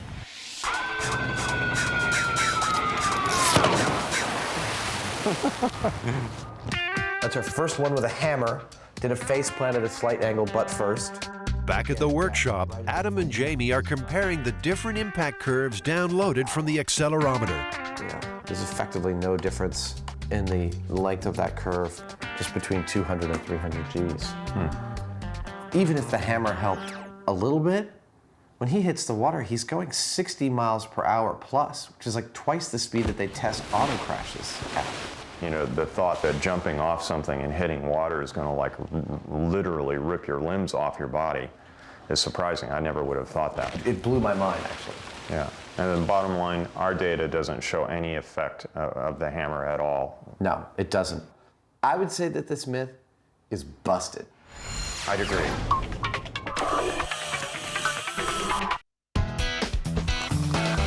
There are plenty of legends associated with cola.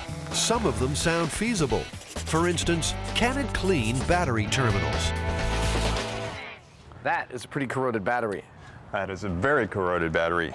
So let's try out the cola on it. Well, let's try cola on this one and baking soda and toothbrush on that one. Cheers.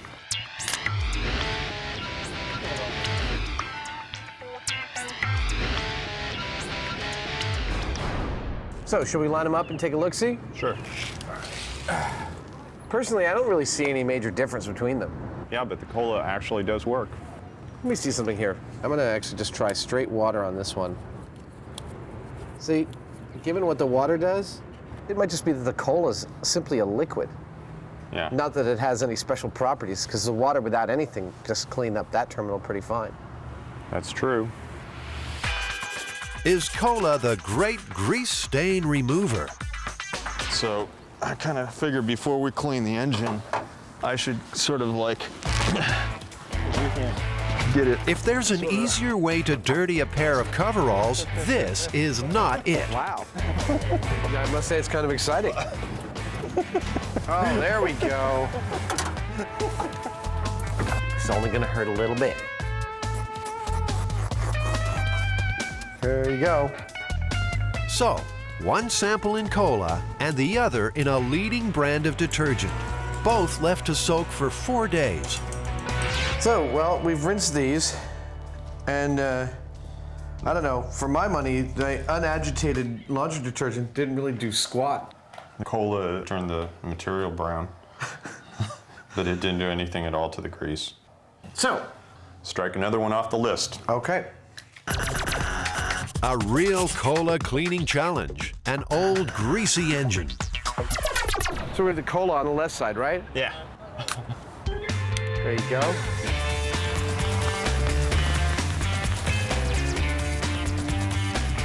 I'll tell you right now, I wouldn't do this to my car. What, should we let it sit like 10 minutes or so and then come back? Yeah. So it's blast time.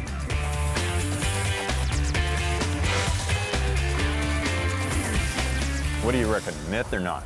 It cleaned off a lot of the dirt, but the grease was all still there, same as the cola as the water. Yeah, I think it removes a little bit of corrosion here and there on the aluminum or certain metals, but not a whole lot. So I'd say that as an engine degreaser, it's busted. No way. Will spilled cola damage car paint if it's not cleaned off in 24 hours?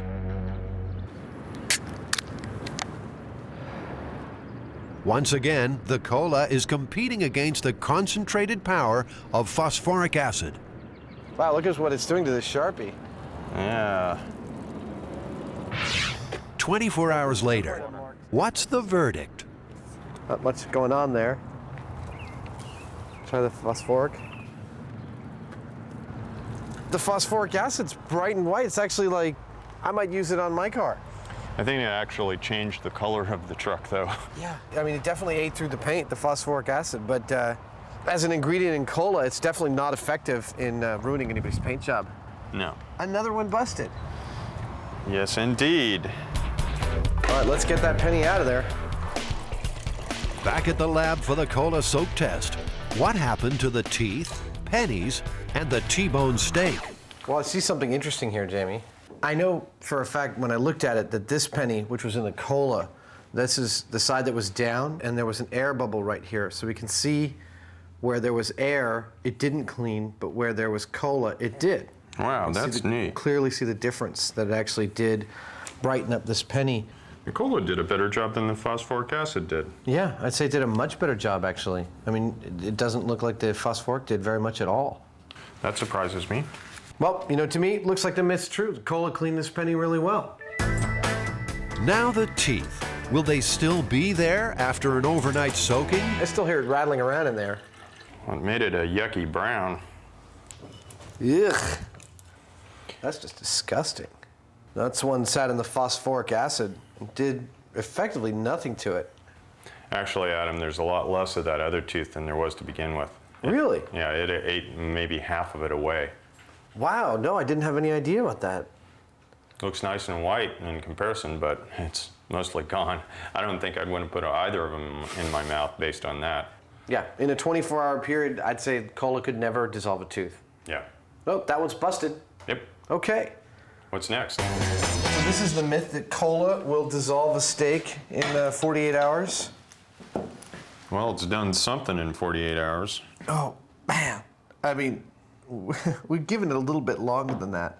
And you've put the steak in just phosphoric acid. Ooh. Did you see that? Yeah, this kind of fell apart. It's totally breaking it down. Ooh.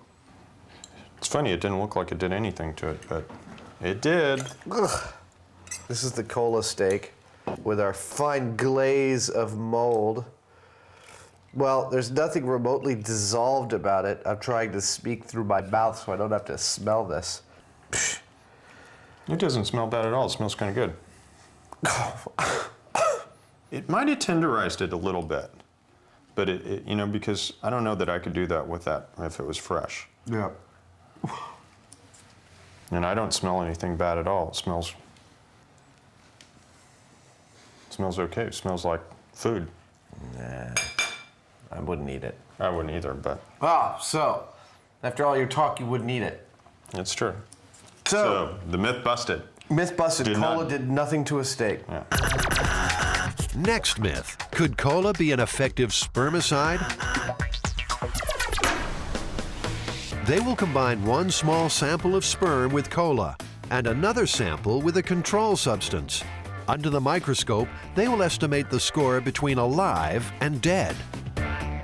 Let's try the cola. Okay. Oh, yeah. Look at that. Wow. I mean, this is really exciting. This is like those films in high school. Maybe they like the caffeine. What do you think? That's amazing. What are we going to use for our control? Well, I have some saline solution here.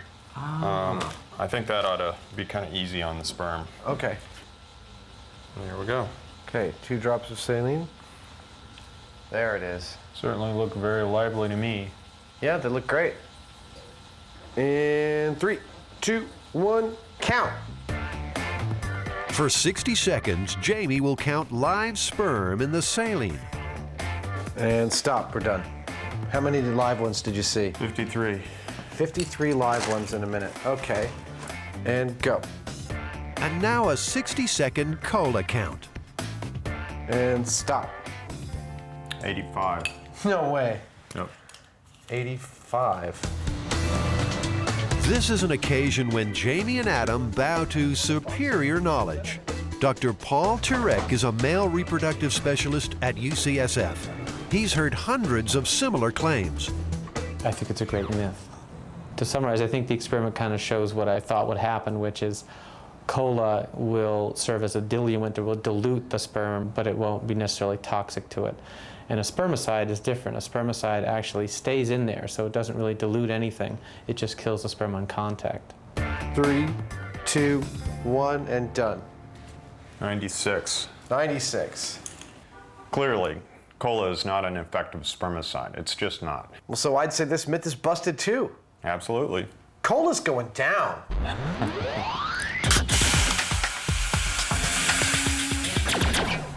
So, Jamie, we've been testing cola for a week. What did we end up with? Not a hell of a lot. Well, the only thing that it really did well was it did a great job of cleaning crumb. I agree. That's the best thing it did of anything. Yeah, otherwise it kind of sort of cleans up blood. It cleaned up a penny kind of okay, but nothing really spectacular. The cleaning crumb was great. Then that's it. I mean, none of these others were really effective in any way. No.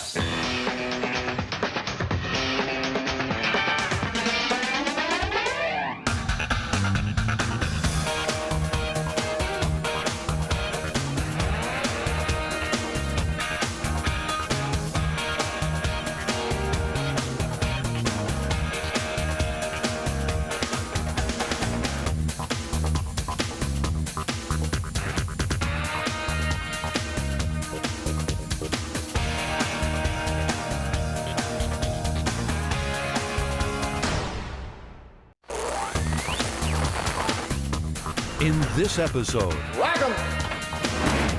the MythBusters are busting out. Count on getting very, very cold. Can they escape from Alcatraz? Quack, damn you. Science or quackery? I want you to do this, got it? Does a duck's quack echo? And out of their skulls, have we all been injected with mind control chips? I feel perfectly normal now. Who are the MythBusters? Is my missing an eyebrow? Adam Savage. I always enjoyed seeing Adam in pain. Oh! And Jamie Heineman. Jamie wants a big boom. Between them, more than 30 years special effects experience. Feel kind of sexy. They don't just tell the myths, they put them to the test.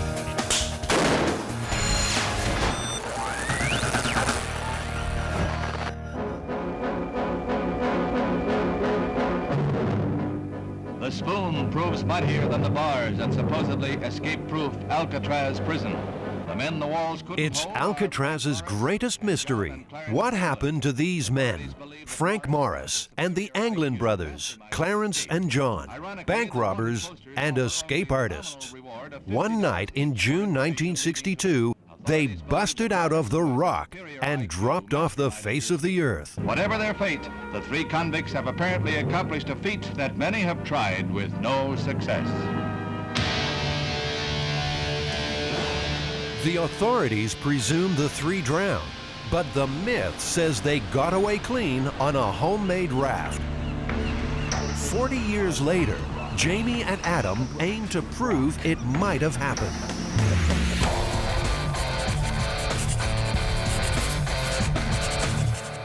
Well, you know, Adam, we're based in San Francisco doing a show about myths, so obviously we have to tackle the myth about the escape from Alcatraz. That three prisoners in 1962 built a raft out of raincoats and got off the island? Yeah. Did they actually do it? Was it successful? Where did they go? According to folklorist Heather Joseph Witham, this story has endured because people often cheer for the underdog. The idea is, you know, David against Goliath, the little man really winning out over the concrete authority, the faceless, nameless concrete authority. America's worst were caged in Alcatraz's 9x5 cells, cold as stone, perched high above the currents that chain the island. Officially, no one ever escaped and lived to tell, though in its 29 years, 34 prisoners tried, and as many as 11 died in the attempt. Adam and Jamie will follow the most famous escape attempt of all. It began here, in these cells. They painstakingly fashioned dummies of plaster with hair of paintbrush bristles to stand in for them during cell check, while they covered an escape hole with a cardboard grill. All of this was within easy visual range of the guards in the gun galleries. Alcatraz had begun to crumble. Morris and the Anglins were all able to chip through ventilation grills using spoons.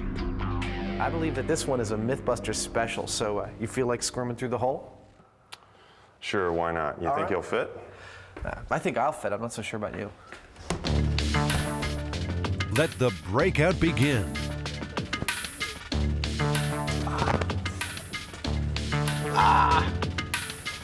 Well, I don't know.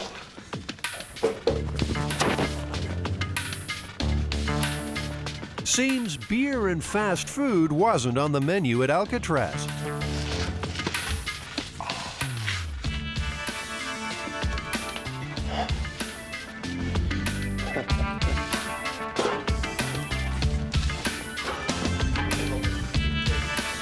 Incredibly, the escapees found themselves in an empty service shaft. You know, Jamie, note to myself, if I'm ever designing a prison, I don't think I would ever design it with a huge, secret, unmonitored walkway behind every cell.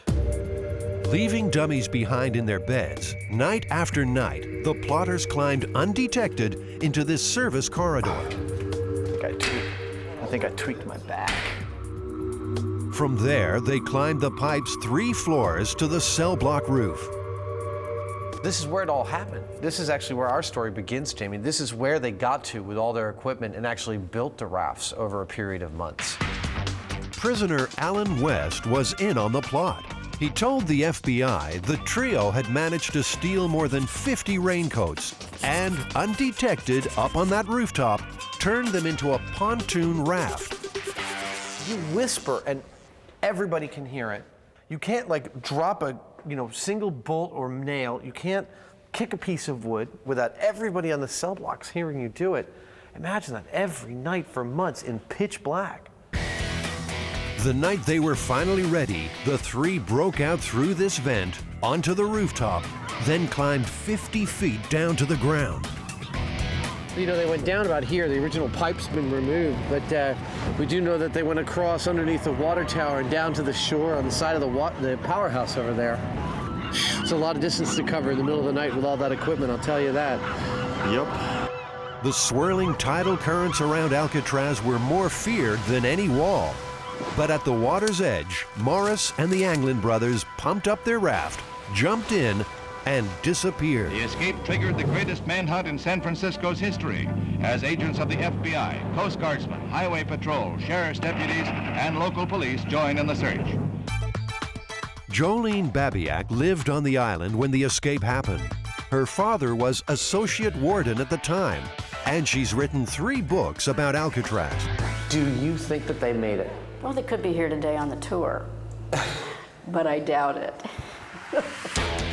Alan West told the FBI the plan was to paddle the raft north to Angel Island, then onto the mainland. Jolene thinks that was optimistic at best. I don't think there was any physical way they could ever get to Angel Island, and if that was their goal, it was not well thought out, because when you get in the San Francisco Bay, it's not about currents, it's about tides, and if the tide is going out the gates, so are you. It seems too simple an end.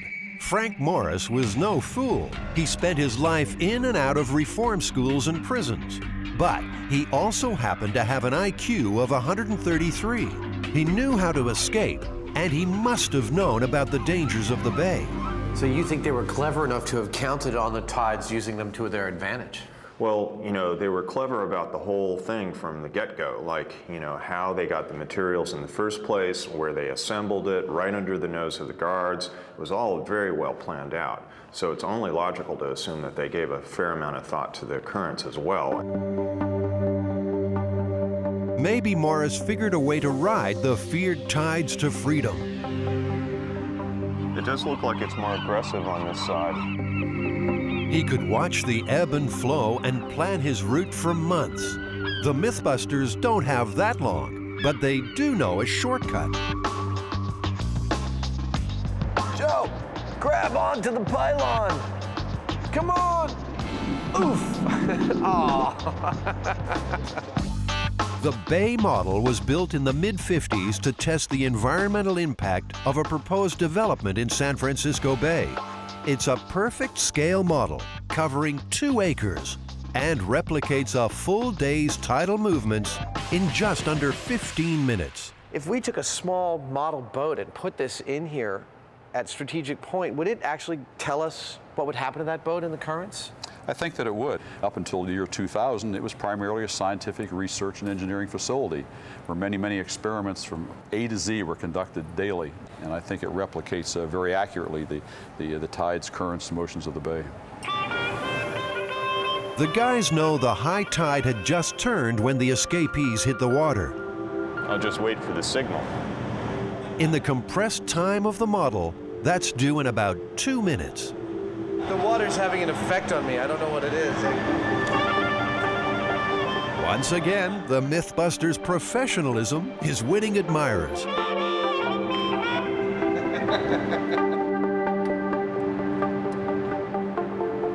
Oh, we're good. Drop it. Nicely done. Remember, the myth says Morris and the Anglins were heading north to Angel Island. The current tells a different story. The raft is heading west in a hurry. We're escaping Alcatraz at Mach 1. No wonder they didn't find them. They're probably in Japan by now. Stand by, Jamie. Okay. Release it, Jamie. The same thing happens every time on this tide. There they go. Now the current catches them. The raft is always washed west to the Golden Gate Bridge, and it's doubtful the escapees could paddle against it for long. Basically, there's no way, I think, they'd make it to Angel Island, though. The guys think Morris was smart enough to work that out. So, despite what they told other prisoners, maybe Angel Island was never in the plan at all. I think they actually took advantage of the currents and got on them as a you know, like a river headed towards the Golden Gate Bridge, and specifically the north side of the Golden Gate Bridge, where they could easily make it to shore. The MythBusters have hatched a new theory and a new plan. Forget Angel Island. They're going to see if they can build a raft and paddle across the tide to reach land around the Marin headlands. Jamie, what do you think our chances of success are? 100%. 100%? Yeah, absolutely. All right. No doubt about it. We can pretty well count on getting very, very cold. Jamie sounds like he's getting cold feet. But before he does, the guys have a date with some webbed feet. Another bird-brained myth to bust. Could it be true? Or have Adam and Jamie gone quackers? Anything to say to the ducks back home?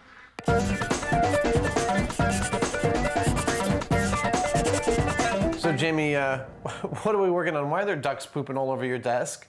Well, the myth is that a duck's quack does not echo. That sounds kind of simple. Well, I guess we'll figure out a way of making it complicated, won't we? This really is an internet story. Not even a story, just a little factoid. And it generally comes out on these internet lists of facts that are very odd. In the past, they would have circulated as Xerox lore or fax lore. The boys will take the lore into their own hands down on the farm. Adam, don't let their looks deceive you. These are actually quite deadly. If anyone can answer this myth, it should be Jim Reichart, part of America's oldest duck farming family. The Reicharts have been listening to ducks quack for more than a century. But there's one thing they haven't heard. Jim, have you heard of the myth that a duck's quack will not echo? I've never heard that. I've grown up on the ranch, you know. I've never had anybody ask me. It's pretty hard to ruffle Jim's feathers. He's agreed to help the MythBusters with some test subjects. I asked for volunteers this morning, and I came up with a couple, you know. Meet Bob on the left and Roy. And going in from this side. All right, side. you go down that side. I'll walk him down this way.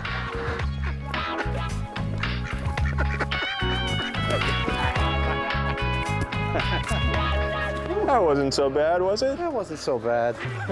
All right. So, they've got their ducks in a row. Now they need a man who can catch an echo. That would be him now. Roger Schwenke is an acoustician, which means he knows a thing or two about noise. Roger, have you heard the myth about whether a duck's quack echoes? I have heard that myth. Mostly I see it in these lists of factoids and jokes that you get in emails. Roger's agreed to help catch a duck's echo. The science is simple enough. Sounds are just vibrations in the air. An echo happens when those vibrations hit something and bounce back. So one of the challenges I have for you is we're going to use a tie clip mic as the trigger mic to start the recording, and we need to attach that to the duck. Duct tape. Yeah. Oh. That microphone acts as a trigger. It'll hear Bob quack and switch on the main mic a few yards away. That will record the initial quack, then listen for echoes bouncing back.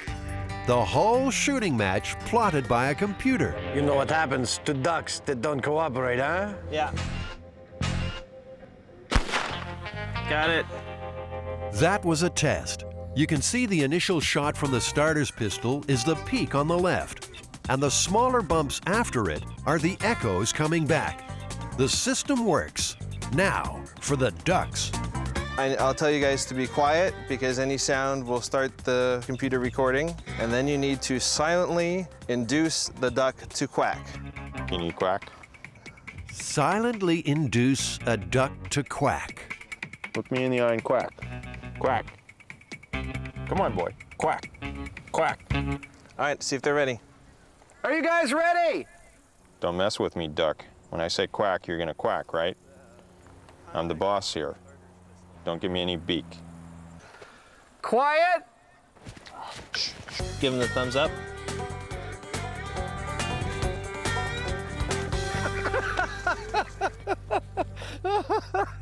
It's like he's trying to collect a loan from the duck loan collection agency. We want to talk to you about some outstanding feed. Who'd have thought ducks get cold feet? Oh boy. There's nothing but wind noise. Clearly, Bob's got stage fright. I want you to do this. Got it? Quack. Quack, damn you. Done. I'm gonna swap him out with the other one. All right, I'll bring him over to you. Bob's out. Roy's in. But a funny thing happens in the changeover. Oh, maybe bringing them together. Yeah. They just needed someone to talk to. Seems obvious now. The MythBusters are back in the hunt.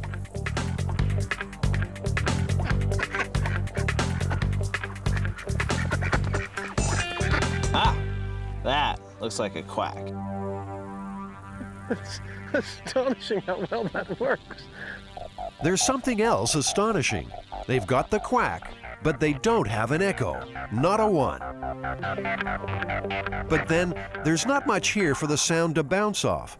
In terms of trees and plants and so on, you don't get very much of an echo, certainly not off of leaves.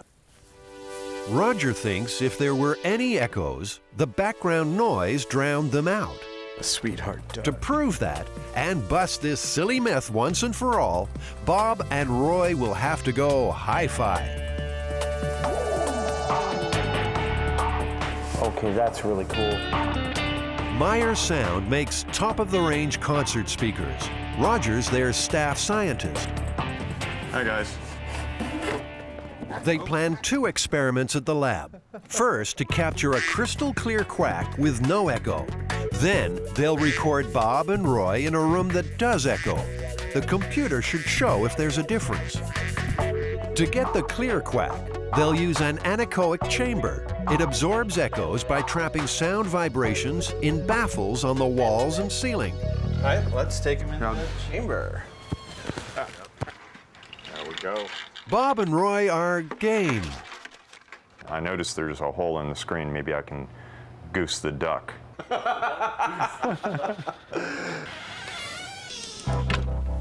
Quack!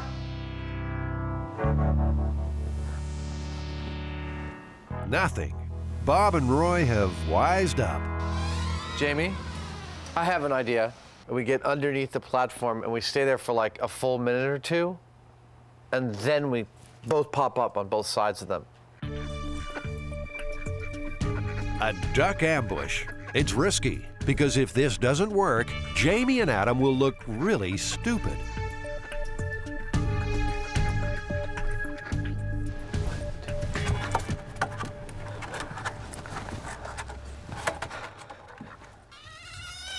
Anything?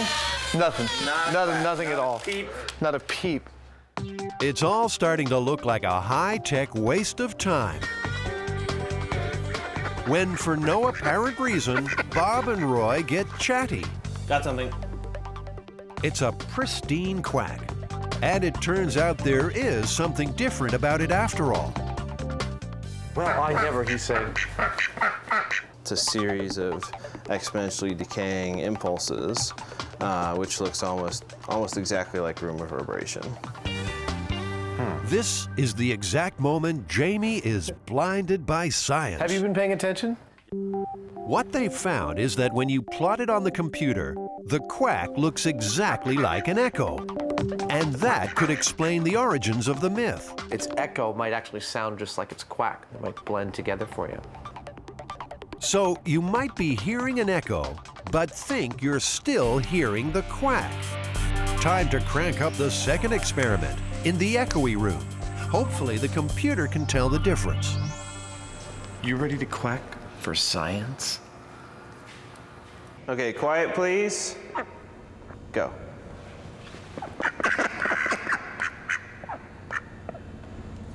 Got it.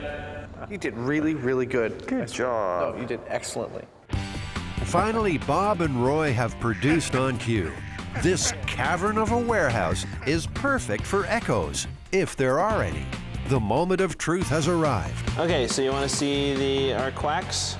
So here's the duck quack that we recorded, and I think this initial part here is the quack. Yo, well, does that mean it echoes? You know what? It's just hard to tell. Really? The reverberation looks just like the quack. You'd think the combined brains of man and machine would be more than a match for Bob and Roy. But somehow, once again, they've frustrated science. And for one final time, they'll have to sing for their supper. Roger knows the echo is there somewhere. Got it. And sure enough, amid the techno-babble, at last he finds what he's looking for. This series of decaying impulses is the reverberation, definitely the echo. Definitely the echo. Myth busted. Don't be so hasty. MythBusters, let's go home. See ya. They've conclusively shown that although a quack's echo might be quiet and tricky to hear, it does exist.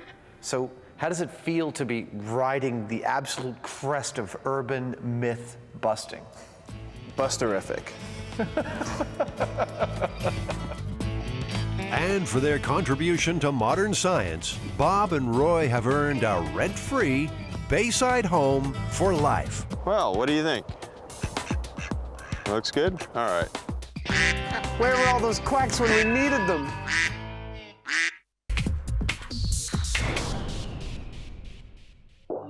Jamie and Adam are immersed in the Alcatraz escape. Did Frank Morris and the Anglin brothers drown, or could they have gotten away on a raincoat raft? To find out, the MythBusters will make a raft and attempt the crossing themselves. Some living history will help their cause. That's the raincoat.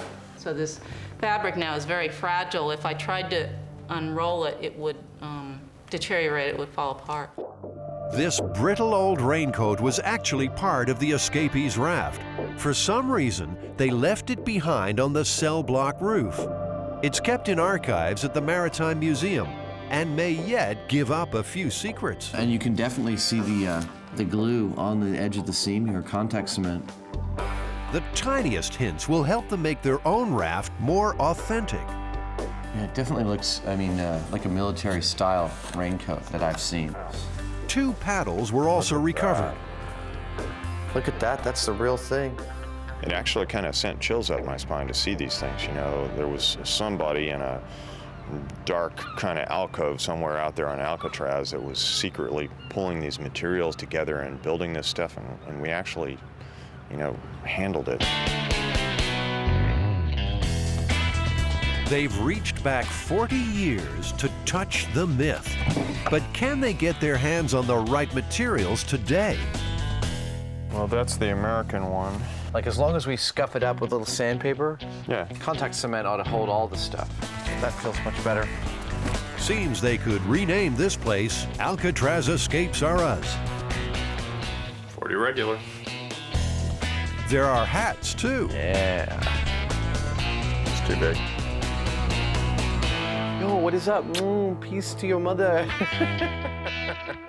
I'd say we did pretty good in there. Everything we need. A bunch of stuff we don't. Back at the shop, it's down to work. First, the easy part, making the paddles based on FBI drawings.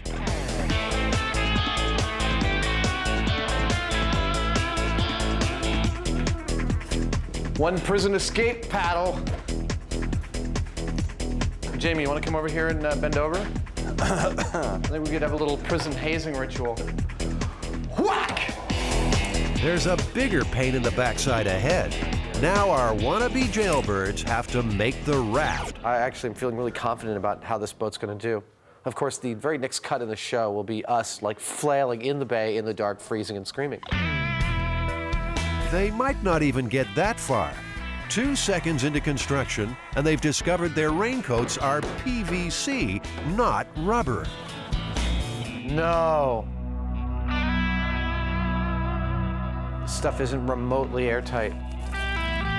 The plan is coming apart at the seams. It's a totally different material.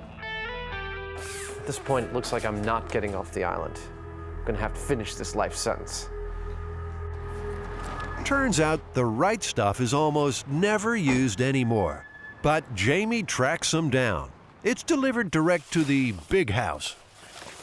This, I swear, this is exactly what they used on the Alcatraz one. The raft was never found, but according to FBI intelligence, it was made of 3 pontoons. It was 14 feet long and 6 wide.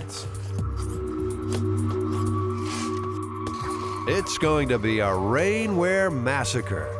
The plan is to first cut them into equal panels. Morris and the Anglins used more than 50 coats. We are on our way to Alcatraz.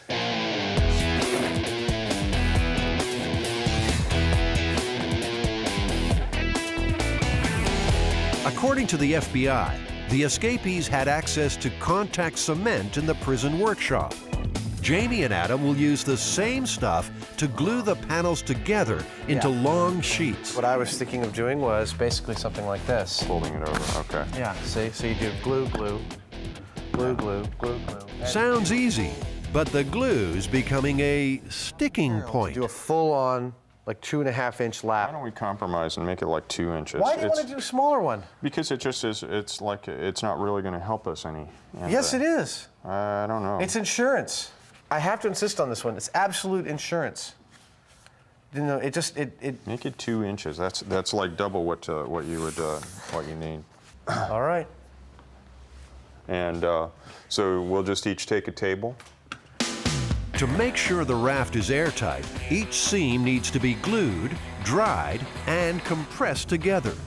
The real escapees did this in the dark and silently. Wait, was that a guard? No.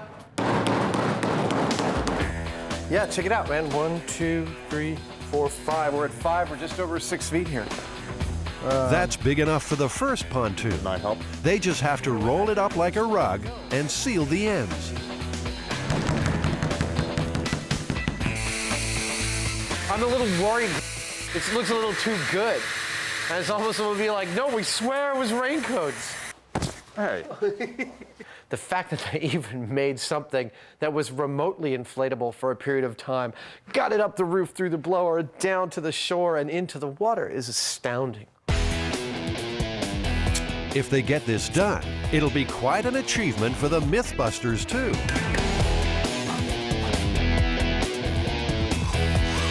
My calibrated eyeball detects no leaks whatsoever. Dude, that's a boat. I'm really impressed with these prison guys. Come on, get in. Hurry up, they're coming. The last step is to build in the floor. Just a thin skin of raincoat between them and the sharks.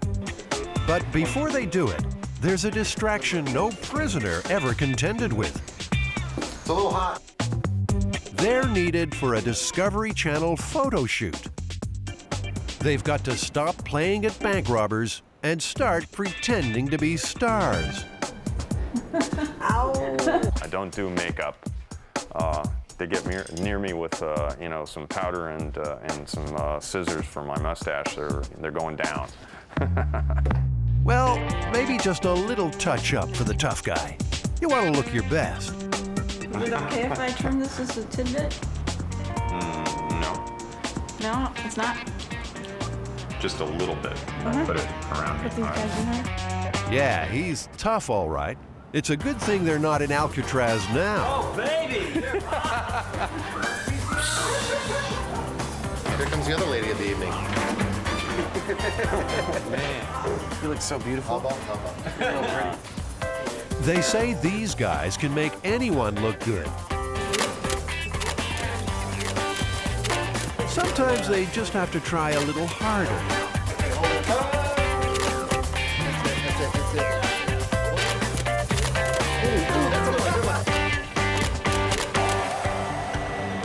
shot's over, back on the cell block, the guys are making up for lost time. Lower your end a little bit. You drew the line, so you have a good idea about where the whole deal sits, yeah? Just do it one a section at a time. It's gonna wrinkle. Yeah. They're nearly done. Just a last check for leaks. There's one. See that? That's a leak. And a rousing sea shanty to get in the mood. Oh my God. According to the FBI, the gang modified an accordion to pump up their raft. As always with these instruments, silence was golden. I am your father. Using a ping pong ball, Jamie engineers an ingenious one-way valve so the thing will blow air in but not suck it out again. Works beautifully. That's pretty good. Working. Yeah. It took 30 raincoats, but the MythBusters have their raft. They're ready to use it to escape the rock. Based on the information that we have, I think the raft is very similar to what they had on Alcatraz. I give us a 60% chance of making it, 20% chance of immediate catastrophic failure, and 20% slow descent into the depths of hell. Hell will have to wait. It'll be a few days before the tide is right to make their attempt. In the meantime, the MythBusters have another mission. Adam and Jamie are about to go deep undercover, armed with only their wits and a large television production team. You're really sensitive. You've got a sensitive kind of belly button there, don't you? They plan to tear the lid right off a scandal that could rock the Western world. And see if we can determine when exactly the government installs their mind control chips. These guys laugh at danger if there's a myth to bust. And they know this one must be true. After all, they found it on the internet.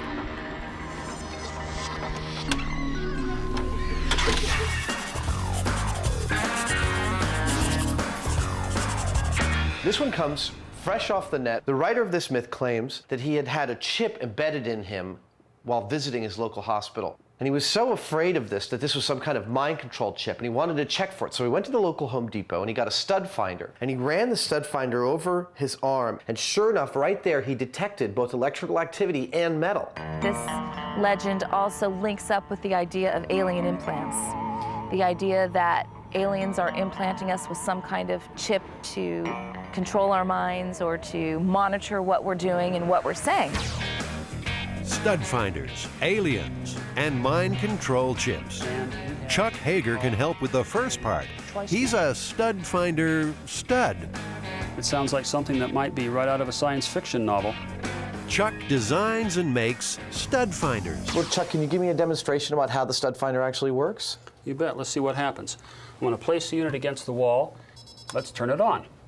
Now I'm going to slide it, and as I approach the stud, there's the first edge. All right. Stud finders are used by builders and home handymen about to punch holes in walls. The finder uses an electrical field to detect wooden studs, metal beams, and wiring hidden behind the surface. There must be some metal back there. But can it find a mind control chip buried in someone's arm? If there were metal embedded under the flesh, in metal sensing mode, again, if the metal were large enough and not too deep, we could certainly sense that. Adam and Jamie will be counting on that back at the American Red Cross. They're still answering questions. The name Kennedy was not mentioned, nor were any other political officials. No questions about my political affiliations, not that I could determine. In fact, the only questions were health-related. The guy's cunning plan is to give blood, and everyone is screened before making a donation. Oh, that's nice. Wow. They can't drop their guard. According to the myth, the IV needle they are about to receive could well contain a mind control chip. You can proceed, but we're watching you. Okay. Before going undercover at the Red Cross, the MythBusters needed to be Jedi masters of the stud finder. Jamie's making a builder's nightmare, a wall with more studs than a Saturday night, wiring in between, and a sprinkling of microchips. So I'm supposed to use these things to try and find the wood, the metal, the conduit, and the microchips, hopefully. This is like a big grown-up version of Battleship. That's cool.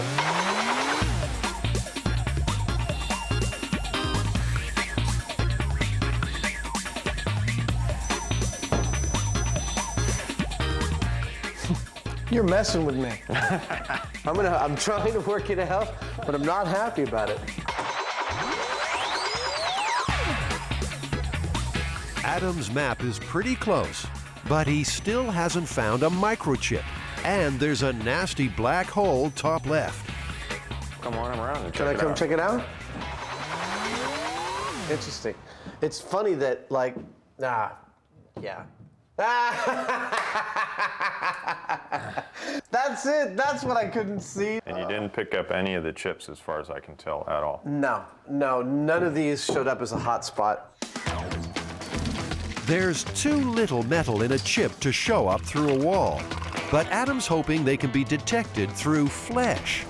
This gel replicates human tissue. P.U. That's rank. Woo! I'd really like to see someone come across this and try and piece together for themselves why it exists. It does seem to be picking up this chip over here. They're definitely picking up, hints of the chips. Some of them pick them up better than others, and the bone. But stud finders are designed for use on solid walls. Wobbly flesh gives plenty of false readings. No, we're just trying to find the vein. It's almost there. Are you okay? Want some juice? What the guys really need is some practice looking for chips under living flesh. Microchipping seems far-fetched, but responsible pet owners have been doing it for years. And the idea behind the microchip is to make a kind of permanent identification of that animal that can't get lost or worn away like a tag could. Less than 1 in 7 pets lost in America are returned to their owners. These tiny chips act like barcode. They're read with a radio frequency scanner. The ID number is registered to the owner. Is it possible to actually exert like a radio frequency on this chip to control the mind of the animal? Like you could push the stop ripping the curtains button and the don't pee in the corner button? Free of mind control, Bethany the dog is being chipped today. She's kindly agreed to also let the MythBusters scan her. The chip is inserted with a hypodermic needle. And the needle goes in. Once the microchip is placed, we want to make sure that it still works. And so we'll use the scanner to scan right over that area, and we get the unique identification number again. That's great. Now, it's only meant to be found with a radio frequency scanner. But can the chip be located by a stud finder's electrical field? I'm getting a little blip, actually, right over the site. There you go. I think I found it. Yeah, right about there. Yeah. Everyone's happy. And armed with their new chip-finding skills, Jamie and Adam are ready to spring their surprise back at the Red Cross. We want to make sure that we're starting out with no mind control devices embedded in our arms already. So we're going to use a stud finder. Here you go, Jamie. If there are mind control chips being dispensed here, it looks like the game is up. All clear. It's time to make their donation. A little sting. Here we go. That's not so bad. Common sense says the Red Cross is far more interested in collecting blood than brains, particularly in the case of these two minds. But Jamie and Adam have put their heads on the block in the name of myth-busting. Could they pay the ultimate price? I don't notice anything at all. I feel perfectly normal now. Everything feels great. Life is good. The world is in perfect order. That's Adam's mind in normal, out-of-control mode. And any attempt by the government to bring it some order seems to have failed. Those stud finders aren't finding anything. It would seem that their technology is far more advanced than I previously suspected, and that I'm riddled with microchips. Or maybe there are none. What do you think? That's right, that is a third option. Didn't even occur to me. Anytime there's a story... The Red Cross's Becky O'Connor has heard her share of ridiculous stories about blood donation. So you categorically deny it? I do categorically deny that there is anything left behind when you make a blood donation. The Red Cross always needs new blood donors to help save lives. Less than 5% of eligible Americans donate. I would think that if we were actually somehow controlling people, we probably wouldn't have a shortage, because the first thing we might do is encourage them to come in more often. I really think that's one of the sillier myths that we could have run across. I think we should look for a couple more interesting myths to dispel, so, hopefully more people will do this. The MythBusters have come through with minds intact, a giving glow, and myth busted.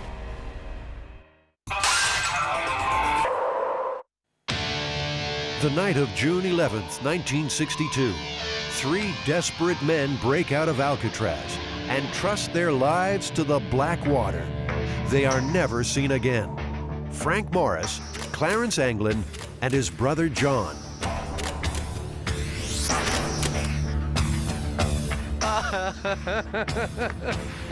You look funny. You don't? In fact, Jamie and Adam are wearing what the escapees would have been on the night they broke out. Dressed like this, could the 3 have paddled their raft made of raincoats to safety? Tonight, the MythBusters will find out. The FBI files say the escapees were aiming for Angel Island, but the MythBusters will test their own theory, that they were smart enough to use the outgoing tide to carry them to the Marin Headlands. Of course, there were 3 in the real escape attempt, so young Will Abbott has been drafted from the workshop to be their partner in crime. It's gonna be a whole other world, not to mention the shock of the cold, cold water. Just remember, kid, if it doesn't kill you, it just makes a great story later on. Oh, hell yeah. Will's about Frank Morris's weight. He'll wear a buoyant wetsuit so he can immediately help the guys if things go wrong. Just so that we can communicate for emergency situations, this means I need help. This is not hello. Okay. This means I'm okay, everything's all right. All right? The guys will also wear strobe locator lights. Well, we'll get you a battery on that just as soon as we can. It'd be a good idea. On the northwest edge of Alcatraz, the tide is rushing out at more than 3 knots. The water just over 60 degrees. The wind about 5 knots. Those conditions are very similar to what faced Morris and the Anglins. And remember, they are presumed to have drowned. Dead or alive, I imagine that the 3 escapees would get a kick out of the fact that we are getting into a boat and retracing their steps for an entertainment show. I can only imagine what the convicts were saying when this was occurring. I guess nobody will ever know. But I'm pretty sure they weren't talking about how nice the view was. They're in position just off the spot where the escapees took their chances. Like them, the MythBusters have no idea if their raincoat raft will float. You and me, 4 and F with Will in the middle. That puts the lightest weight at the highest Okay, we're weakness. in the same. It's cold, it's dark, and it's time to go. Paramedics and a trained lifeguard are standing by. Got it? Got it. Go, Jamie. It's all you, buddy. Oh, Jamie. You're the man, baby. The raft's passed its first test. It's holding Jamie's weight. Here I go, Jamie. Here I come. Oh, yeah. We're taking on water. Okay. Okay, I'll take that. I got it. I got 1 paddle. Okay, we're off. Good luck, gentlemen. Here we are. We're escaping! Somewhere around here, no doubt, Morris and the Anglins celebrated too. They'd escaped Alcatraz. But what lay ahead? If that raft sank, they were swimming. If they were swimming, they would be in trouble relatively quickly. It was 9 or 10 hours before they were found to be missing. If you're still in the water that long, you're not going to make it. I have no idea where we are. Adam, Jamie, and Will are paddling across the tide. If they've miscalculated, the current will sweep them under the Golden Gate Bridge and out to sea. I can't see Alcatraz because there's some damn big boat in the view. Our legs are falling asleep.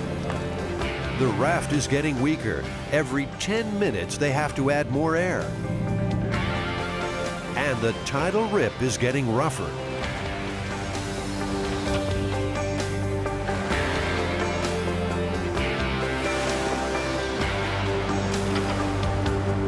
Did the same waves sink the escapees?